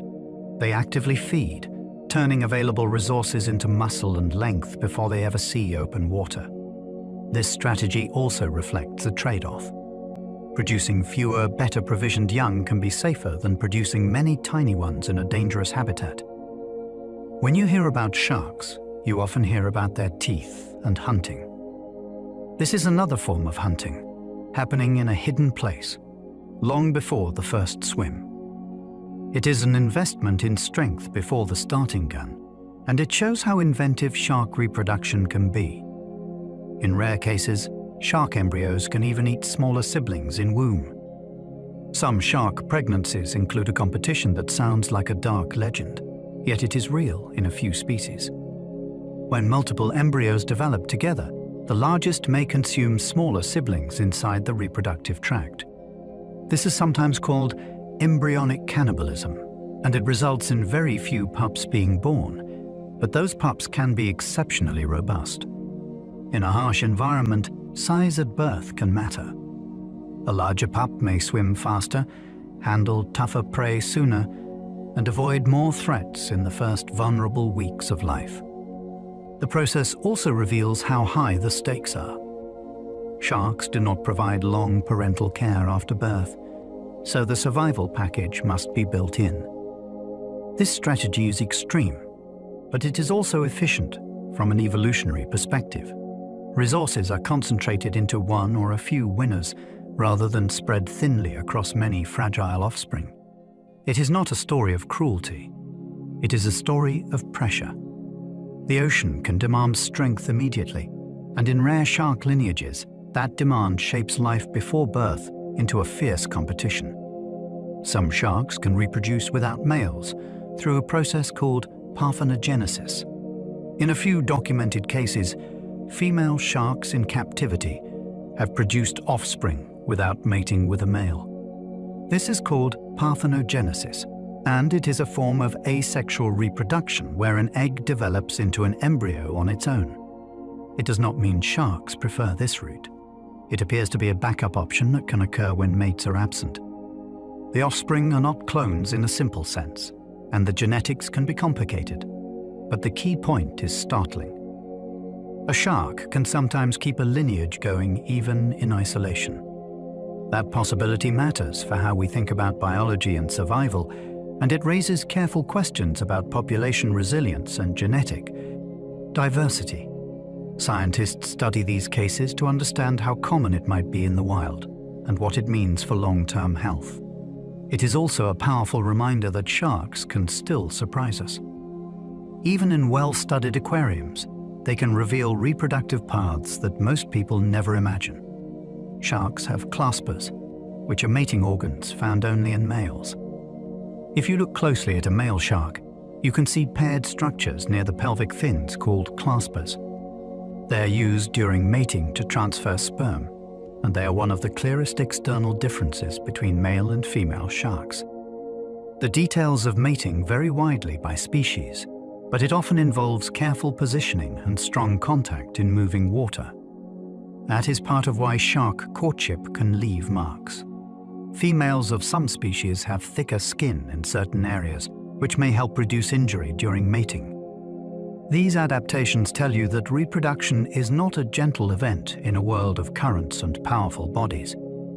It is also a reminder that shark anatomy is deeply specialized for life in water, right down to reproduction. There is no nesting, no cuddling, and no parental care in most cases. Instead, there is an efficient system that works in a three-dimensional, constantly moving environment. Understanding claspers is a simple way to understand that shark biology is not just about hunting. It is also about solving the problem of continuing the species in a demanding ocean. Shark egg cases can anchor to kelp, hiding embryos among fronds. Along some coasts, kelp forests sway like underwater trees, and they can become nurseries in plain sight. Certain sharks lay tough, leathery egg cases, and those cases can snag onto kelp or other seaweed, holding fast as waves surge overhead. The kelp does more than keep the egg from drifting away. It also hides it. Fronds cast moving shadows, and that shifting cover can make it harder for predators to spot the case. Inside, the embryo develops slowly, drawing on its yolk, while the outside world changes with tides and seasons. The case itself has curled tendrils in some species, which act like natural ties, wrapping around vegetation to secure the developing shark. It is a quiet beginning for an animal we imagine as bold. Before teeth and speed, there is patience, camouflage, and a cradle made of seaweed. The frilled shark looks ancient, with an eel-like body and rough. If you ever saw a frilled shark in the water, you might think the ocean had opened a door to the past. Its body is long and flexible, more like an eel than a typical streamlined shark. Around its throat, the gill openings form a frilled collar, giving it a dramatic silhouette that feels almost mythical. It lives deep, where light is faint and encounters can be rare, and its hunting style fits that world. Instead of a high-speed chase, it can curve and lunge with snake-like motion, surprising prey in close quarters. Its mouth holds many needle-sharp teeth that help grip slippery animals like squid. The overall effect is eerie and fascinating, not because it is a monster, but because it seems to belong to another era of ocean design. Scene 1 reminds you that modern seas still hold lineages that look unlike anything near the surface, as if evolution tried many styles and kept some hidden. The cookie-cutter shark takes neat plugs of flesh from larger animals. This small shark has a feeding strategy that sounds almost impossible until you see the evidence. It targets much larger animals, including big fish and marine mammals, and it removes a round plug of tissue with a bite that looks like a crater. The mouth is built for it. The teeth in the lower jaw form a sharp, saw-like ring, and the shark can clamp down and twist, carving out a clean chunk in seconds. This is not a kill. It is a quick meal that lets the shark feed without overpowering prey that could never be swallowed whole. That approach is especially useful in the deep ocean, where food can be unpredictable and a single opportunity must count. Many animals carry the scars, perfect circles that tell the story of a midnight encounter.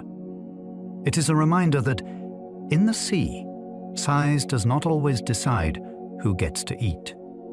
The megamouth shark was discovered recently, showing how much we still miss. For centuries, humans sailed the oceans and believed we had the big animals figured out. Then, in the late 20th century, the megamouth shark entered the scientific record, and it shocked people who thought a large shark could not stay hidden. It is a gentle filter feeder, with a huge mouth designed to capture tiny prey, and it spends much of its time in deeper water, where few eyes follow. Its discovery was not the end of the surprise. Sightings remain rare, which means we are still learning basic details about its behavior, movements, and life cycle. The lesson is humbling. The ocean is vast, and much of it is difficult to observe directly.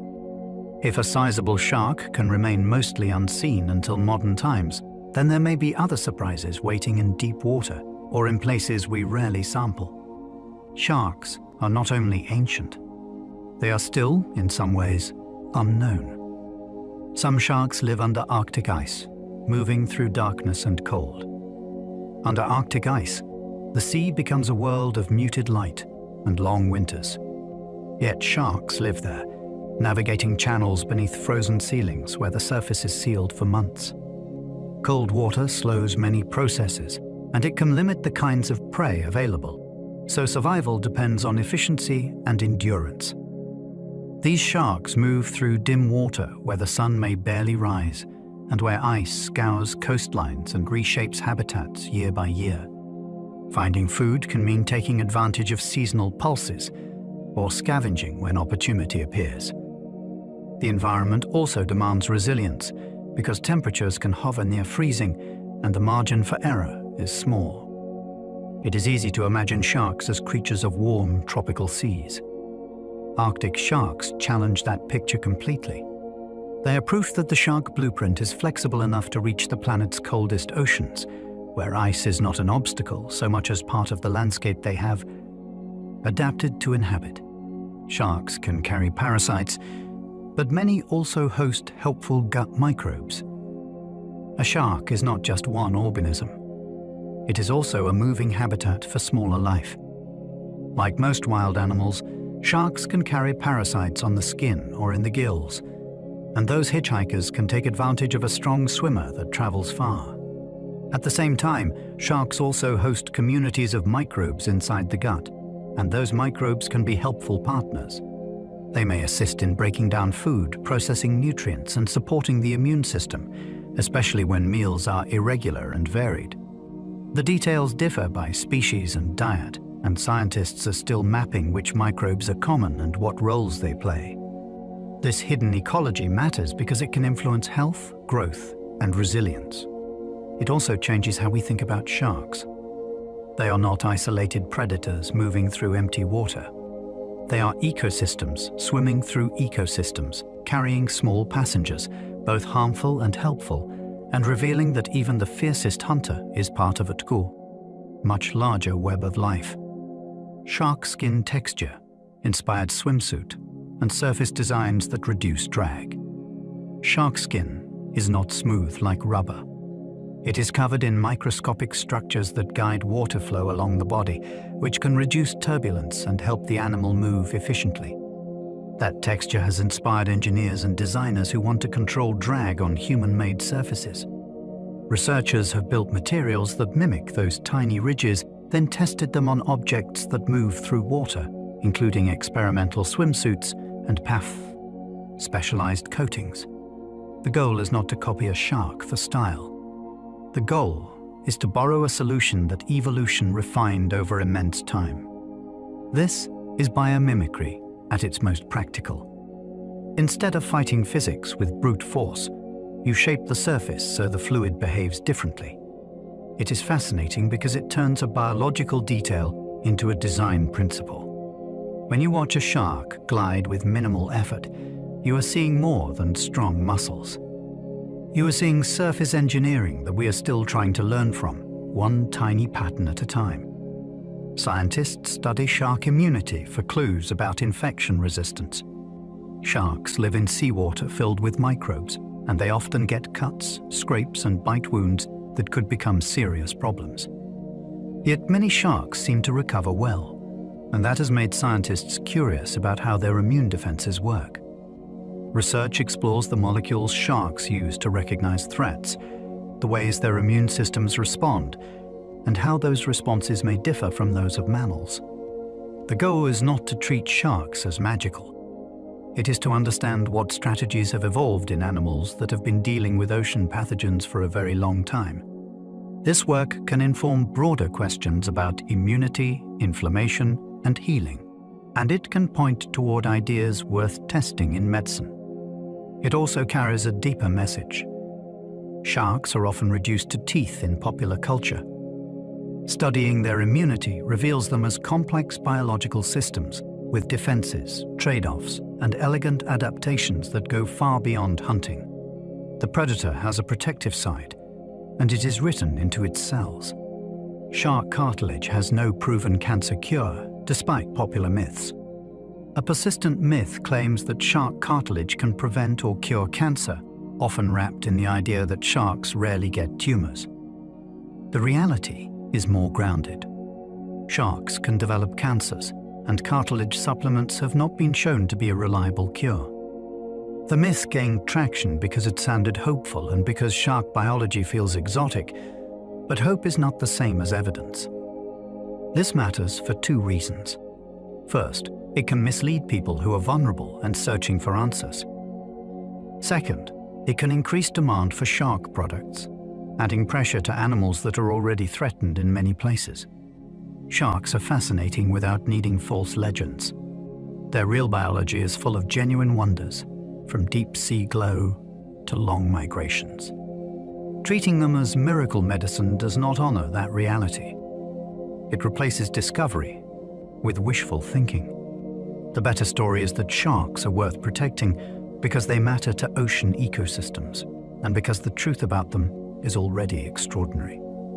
A shark's bite force varies widely, depending on species and jaw shape. Not all shark mouths are built for the same job, and their bite power reflects that. A shark that crushes hard prey needs a different kind of force than a shark that snaps up small fish, and the jaw structure changes accordingly. Muscle arrangement, tooth design, and the leverage of the jaw all shape how pressure is delivered. Some sharks rely on slicing teeth and head shaking to tear, while others focus on gripping, crushing, or grabbing prey that is swallowed whole.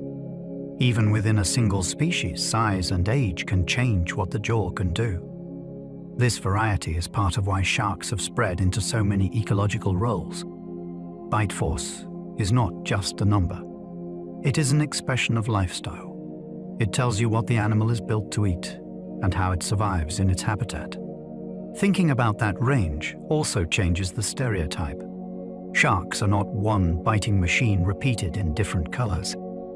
They are many designs, each tuned to a different kind of meal and a different kind of life. Many sharks avoid loud, unfamiliar sounds, showing clear stress responses. In water, sound travels fast and far, and it can reach a shark long before anything comes into view. Many sharks react strongly to sudden, unfamiliar noise, especially sharp pulses and intense vibrations.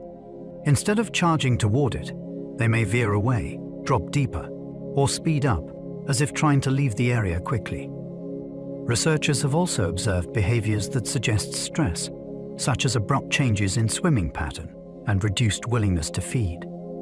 This matters because modern oceans are getting louder. Boat engines, sonar, pile driving, and industrial activity can turn a familiar habitat into something that feels unpredictable.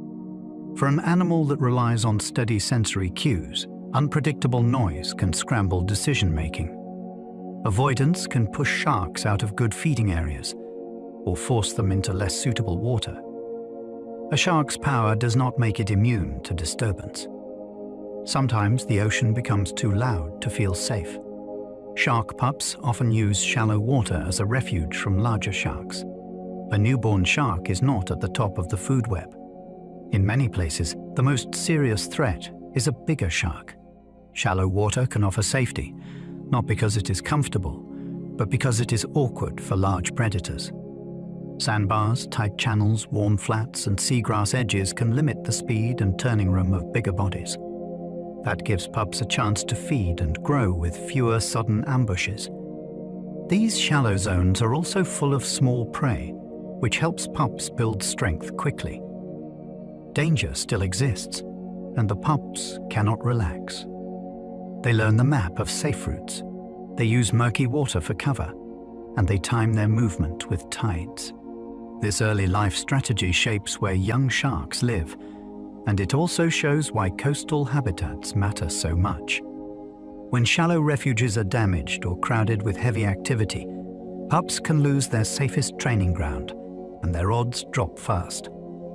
Cannibalism can occur in sharks, especially when food is limited.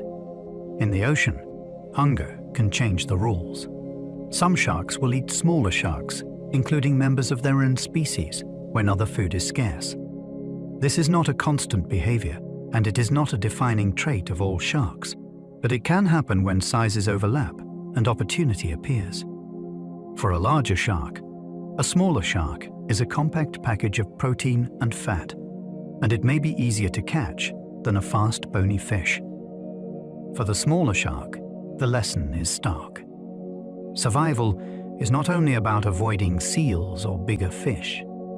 It can mean avoiding your own kind. This pressure influences behavior. Smaller sharks may stick to shallower zones, move at different times, or choose habitats that larger sharks use less often. Cannibalism is a harsh idea, yet it fits a world where energy is precious and competition is intense. Some sharks show site fidelity, returning to the same reefs yearly. The ocean can look endless, but for many sharks, certain places are worth remembering. Some individuals return to the same reef systems, channels, or islands year after year. These locations may offer reliable food, safe resting structure, or predictable seasonal events that make hunting easier. Returning also suggests that sharks build a mental map, one that holds more than direction. It holds familiarity. A known reef has known currents, known hiding places, and known escape routes. That knowledge can reduce risk because a shark can move confidently through complex terrain. Site fidelity can also make sharks easier to study, since researchers may encounter the same individuals again and again. It can even support local tourism because regular returnees become recognizable residents. The deeper significance is that a reef is not just scenery. It can be home range, memory, and strategy combined. When a shark returns, it is choosing a place with a history. Sharks can be curious, approaching objects to investigate with careful bumps. A shark exploring something new is not always showing aggression. Often it is gathering information. In water, touch can be more reliable than sight, especially when light is dim or the view is distorted by waves. Sharks do not have hands, so they may approach slowly, circle, and make a careful bump with the snout or mouth. That contact can reveal texture, shape, and whether something might be food. Curiosity can also be a way to reduce uncertainty. An unfamiliar object could be prey, danger, or nothing at all. Investigating helps the shark decide.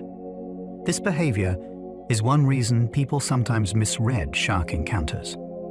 A close pass can feel frightening to us, yet the shark may be cautious and calculating rather than committed to a bite. Curiosity is a survival tool in a changing ocean. A shark that learns what is safe, what is edible, and what is risky can make better choices later, and those choices can keep it alive. Most sharks cannot stop and hover because they lack swim bladders. Many fish can hold position with almost no effort by adjusting a gas-filled organ, but sharks do not have that built-in float. Staying level often requires motion, or at least active control of lift. Their fins act like wings, and forward movement creates upward force that helps keep the body from sinking. This is why many sharks seem to glide with purpose, even when they are not hunting. It also shapes where they spend time. A shark that slows too much may drift downward, and that can be costly in shallow habitats or near obstacles. Some bottom-living sharks have workarounds, including breathing methods that allow resting, but hovering in open water is still difficult for many species. This constant need for lift is part of what makes sharks look so smooth. They are always balancing gravity, buoyancy, and motion. The ocean may feel weightless to us, yet for a shark, staying suspended can be an ongoing task. Some sharks can gulp air at the surface, boosting buoyancy briefly. A few sharks use an unexpected trick. They rise to the surface and gulp air, then hold it in the stomach to gain temporary buoyancy. This can help them hover more easily in the water column, conserve energy, and approach prey from below with less swimming effort. It is a strange image, a shark using air like a quick flotation aid. The effect does not last forever, and it is not a universal behavior, but in the right species, it can be a useful tool. It also shows how flexible shark strategies can be.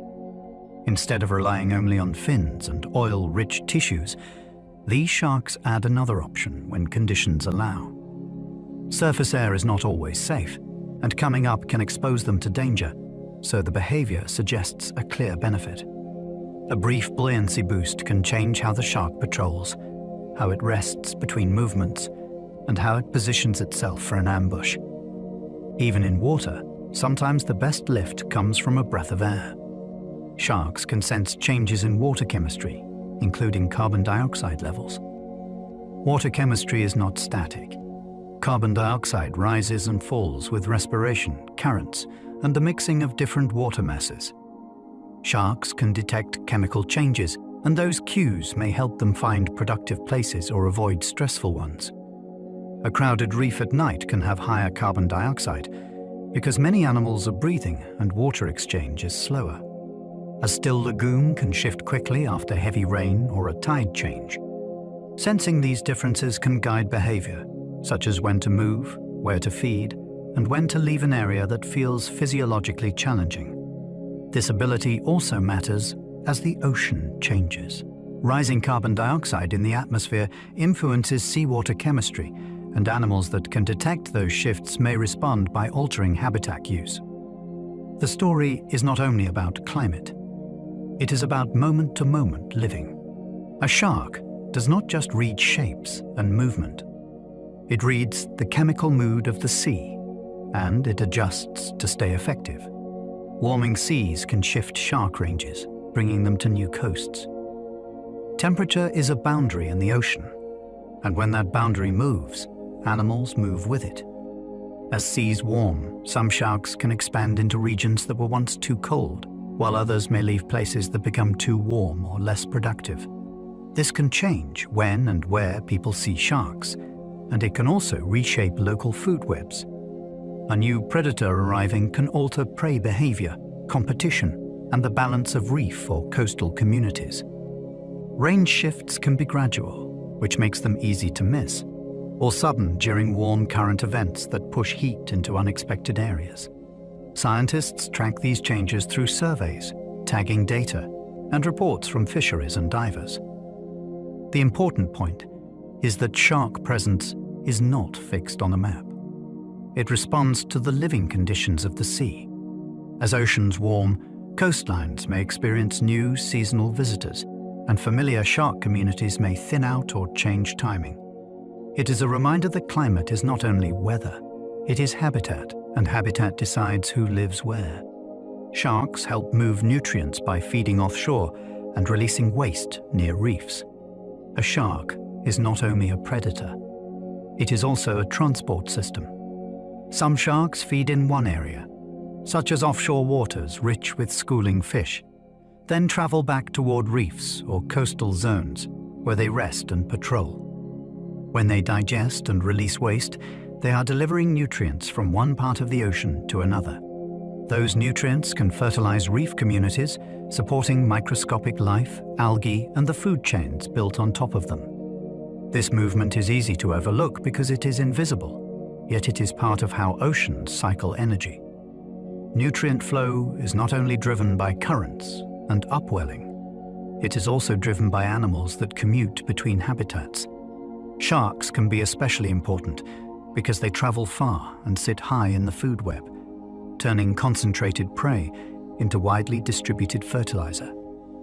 In that way, a shark's daily routine can connect offshore abundance with reef productivity, and it can support life far beyond the single meal that started the power process. The extinct megalodon likely hunted whales and dwarfed today's great whites. For a long time, the only clues were giant teeth turning up in coastal rocks and seabed sediments. Those teeth are broad, thick, and built for cutting through heavy flesh, which fits a predator that targeted large marine animals. Bite marks on fossil bones have been linked to huge sharks, and the spacing can hint at a mouth far wider than any living species. Imagine the ocean as a hunting ground, where early whales had to share space with a predator that could take one massive bite and keep moving. Even the idea of such a hunter would have shaped behavior, migration routes, and where animals chose to gather. When people compare it to a great white, they are really comparing chapters in the same story. One is alive today. The other left behind teeth like stone daggers, and a shadow that still stretches across our imagination. Shark fossils are often teeth because cartilage rarely preserves well. If you want to meet ancient sharks, you usually meet their mouths first. Teeth are made to handle stress, and they are mineral-rich enough to survive when softer parts disappear. Over millions of years, a seafloor can collect them like scattered punctuation marks from vanished lives. Paleontologists can use tooth shape to infer diet. Narrow needled teeth suggest gripping slippery prey. Broad serrations suggest slicing tougher meals. Even subtle differences can separate species, which means a single tooth can be a tiny identity card from deep time. Tooth finds also reveal where ancient shorelines once were, because the rocks that hold them were often formed in shallow seas.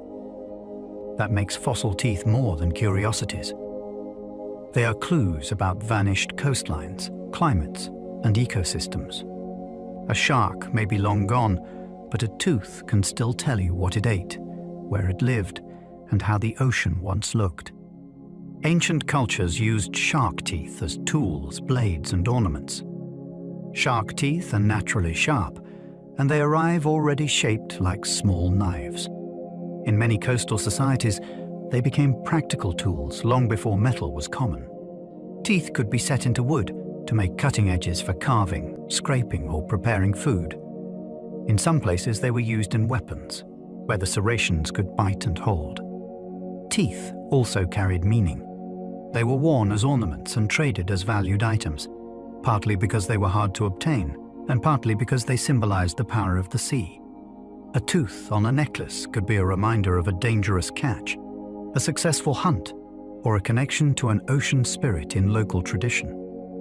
This history matters because it shows sharks as part of human culture, not just wildlife. Long before documentaries and aquariums, people were already learning from sharks, using what the ocean offered and building stories around the teeth that washed ashore. Polynesian navigation lore included sharks, linking them with ocean wayfinding. Across the Pacific, voyagers read the sea like a living chart. They watched stars, waves, winds, birds, and cloud patterns, and they also watched animals. Sharks appear in Polynesian stories and teachings as powerful ocean beings, sometimes protective, sometimes warning, and often tied to places and journeys. And journeys. In that worldview, a shark sighting could carry meaning about direction, conditions, or the presence of land and reef systems nearby. These traditions were not random superstition. They were part of a wider knowledge system built from careful observation over generations. When you spend your life on the ocean, patterns matter. Animals gather where food gathers. Food gathers where currents and reefs shape the water. Stories can preserve that practical truth, even when told with spiritual language. Thinking about shark lore alongside navigation also widens the topic. Sharks are not only biological marvels, they are also woven into human memory, travel, and identity, especially in cultures that treated the open ocean as a road. Some sharks have patterned markings that let researchers identify individuals. At first glance, many sharks look similar. Then you notice the details. Spots, freckles, stripes, and scar patterns can be distinct enough to tell one individual from another, especially in species with bold markings. Scientists use photo identification to match a shark seen today, with a shark photographed months or years earlier.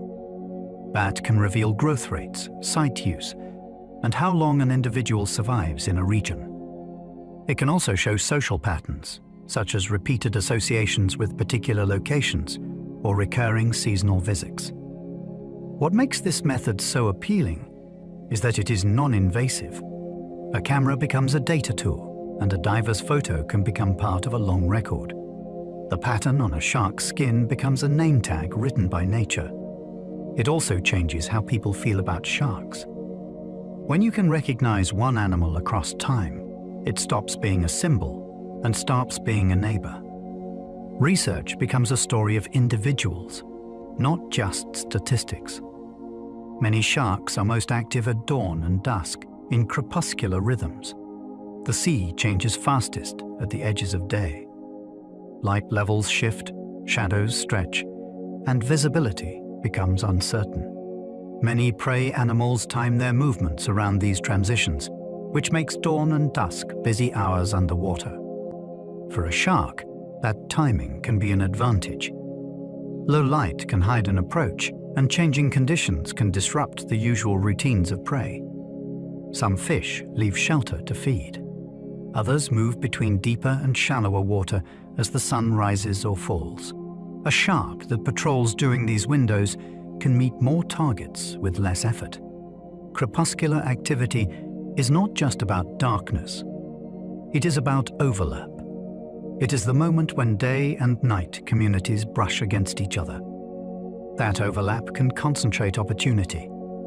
It can also reduce competition, since not every predator peaks at the same time. When you imagine a shark hunt, picture it as a schedule as much as a chase. The ocean has rush hours, and many sharks know exactly when they are. Sharks can be vital ecotourism animals, worth more alive than caught. In some coastal regions, a living shark is an engine for local income. Divers and snorkelers travel to see sharks in clear water, and those visits support boat crews, guides, hotels, restaurants, and equipment shops. The value is not just the ticket price of one trip. A shark that returns season after season can bring repeated business for years. That creates a different incentive than fishing does. Instead of treating sharks as a one-time product, ecotourism treats them as renewable wildlife, like a reef's most famous residents. It can also encourage protection of habitats that sharks depend on, because the whole experience relies on healthy water and healthy ecosystems. There are trade-offs. Tourism must be managed well to avoid stressing animals or changing behavior. When done responsibly, it can turn fear into fascination, and fascination into funding for conservation. A shark in the water can become a livelihood, which can change how a community chooses to treat its ocean. Simple changes in fishing gear can dramatically reduce shark deaths. A lot of shark mortality comes from unintended capture, so small adjustments can have big effects. Hook type, bait choice, and leader material can change what bites and what gets away. Some setups make it easier to release a shark quickly, which reduces stress and injury. Time matters too. Shorter soak times can mean fewer animals left struggling on gear for long periods. Even how a catch is handled at the boat can affect survival, since rough handling can damage gills and internal organs. These improvements are not glamorous, but they are powerful because they can be adopted without redesigning an entire industry. They also create a bridge between conservation and fishing livelihoods, since the goal is to keep target catches while sparing non-target species. When people imagine solutions, they often picture huge bans and sweeping rules. Those can matter, but practical tweaks matter too. Sometimes a different hook, a different release tool, and a better routine on deck can mean the difference between a shark swimming away or not. Protecting sharks also protects the oceans that stabilize Earth's climate. Climate is shaped by the ocean's ability to store heat and carbon, and by the health of marine ecosystems that move energy through food webs. Sharks sit high in many of those webs, and their presence can help keep marine communities balanced. Balanced ecosystems support habitats that capture carbon, such as seagrass meadows and healthy coastal systems, and they help maintain the processes that keep nutrients cycling efficiently. When shark populations collapse, the ripple effects can shift the abundance and behavior of other species, and that can change how habitats function. The point is not that sharks are the only climate solution. The point is that protecting them is part of protecting the living structure of the ocean. It is like maintaining the framework of a building that holds many rooms. If the framework weakens, the rooms change shape. When you protect sharks, you often end up protecting large areas of ocean habitat, reducing overfishing pressure, and supporting healthier food webs. Those are climate-relevant outcomes, even if they begin with a single animal. When sharks thrive, entire marine ecosystems become more balanced and resilient. A thriving shark population is a sign that an ecosystem still has its full cast of characters. Predation pressure can keep some species from dominating, and it can prevent the kind of runaway imbalances that make reefs and coastal waters less stable. Resilience means the system can handle shocks, such as storms, heat waves, and disease outbreaks, without flipping into a degraded state. Sharks contribute to that resilience by shaping prey behavior and by limiting certain populations, which can protect habitat builders like corals and seagrasses from indirect pressure. The effect is not always obvious day to day. It shows up over time, in the way a reef maintains diversity and function instead of turning into a simplified, algae-heavy landscape. Seeing sharks in a region often means there is still enough food, enough habitat, and enough protection for top predators to persist. That is why sharks are often treated as indicator species. They are not just residents of the ecosystem. They are part of what keeps it working. As we drift toward the end of our time together, let's take a soft look back at where we have been. We followed sharks through oceans that have changed again and again, across ages that feel almost too vast to hold in one mind. We met giants that feed on drifting plankton and tiny hunters that glow in the deep. We traced invisible senses, pressure ripples, electrical whispers, and faint chemical trails that turned seawater into a living map. We watched hunting styles that range from quiet patience to sudden bursts of speed, and we glimpsed the hidden beginnings of life, egg cases anchored in kelp, and pups finding safety in shallow water. And beyond the biology, we touched the human side too. The way shark teeth became tools and symbols, the way modern science follows migrations with tags, and the way protection can ripple outward into healthier seas. Now, you do not need to hold any of it tightly. Let it settle like sand after a passing wave. If any images linger, let them be simple ones. A wide ocean under a dark sky, a slow glide beneath the surface, the steady rhythm of water moving, always moving, without hurry. If you enjoyed this journey, you might like to rest your eyes on another episode that's waiting on the screen. You can also like, subscribe, or leave a quiet comment if you feel like it. It helps this little corner of science reach more sleepy minds. For now, allow your jaw to unclench. Let your shoulders drop. Let your breathing find a slow, easy pace. You have nowhere else to be. Sleep well, and good night.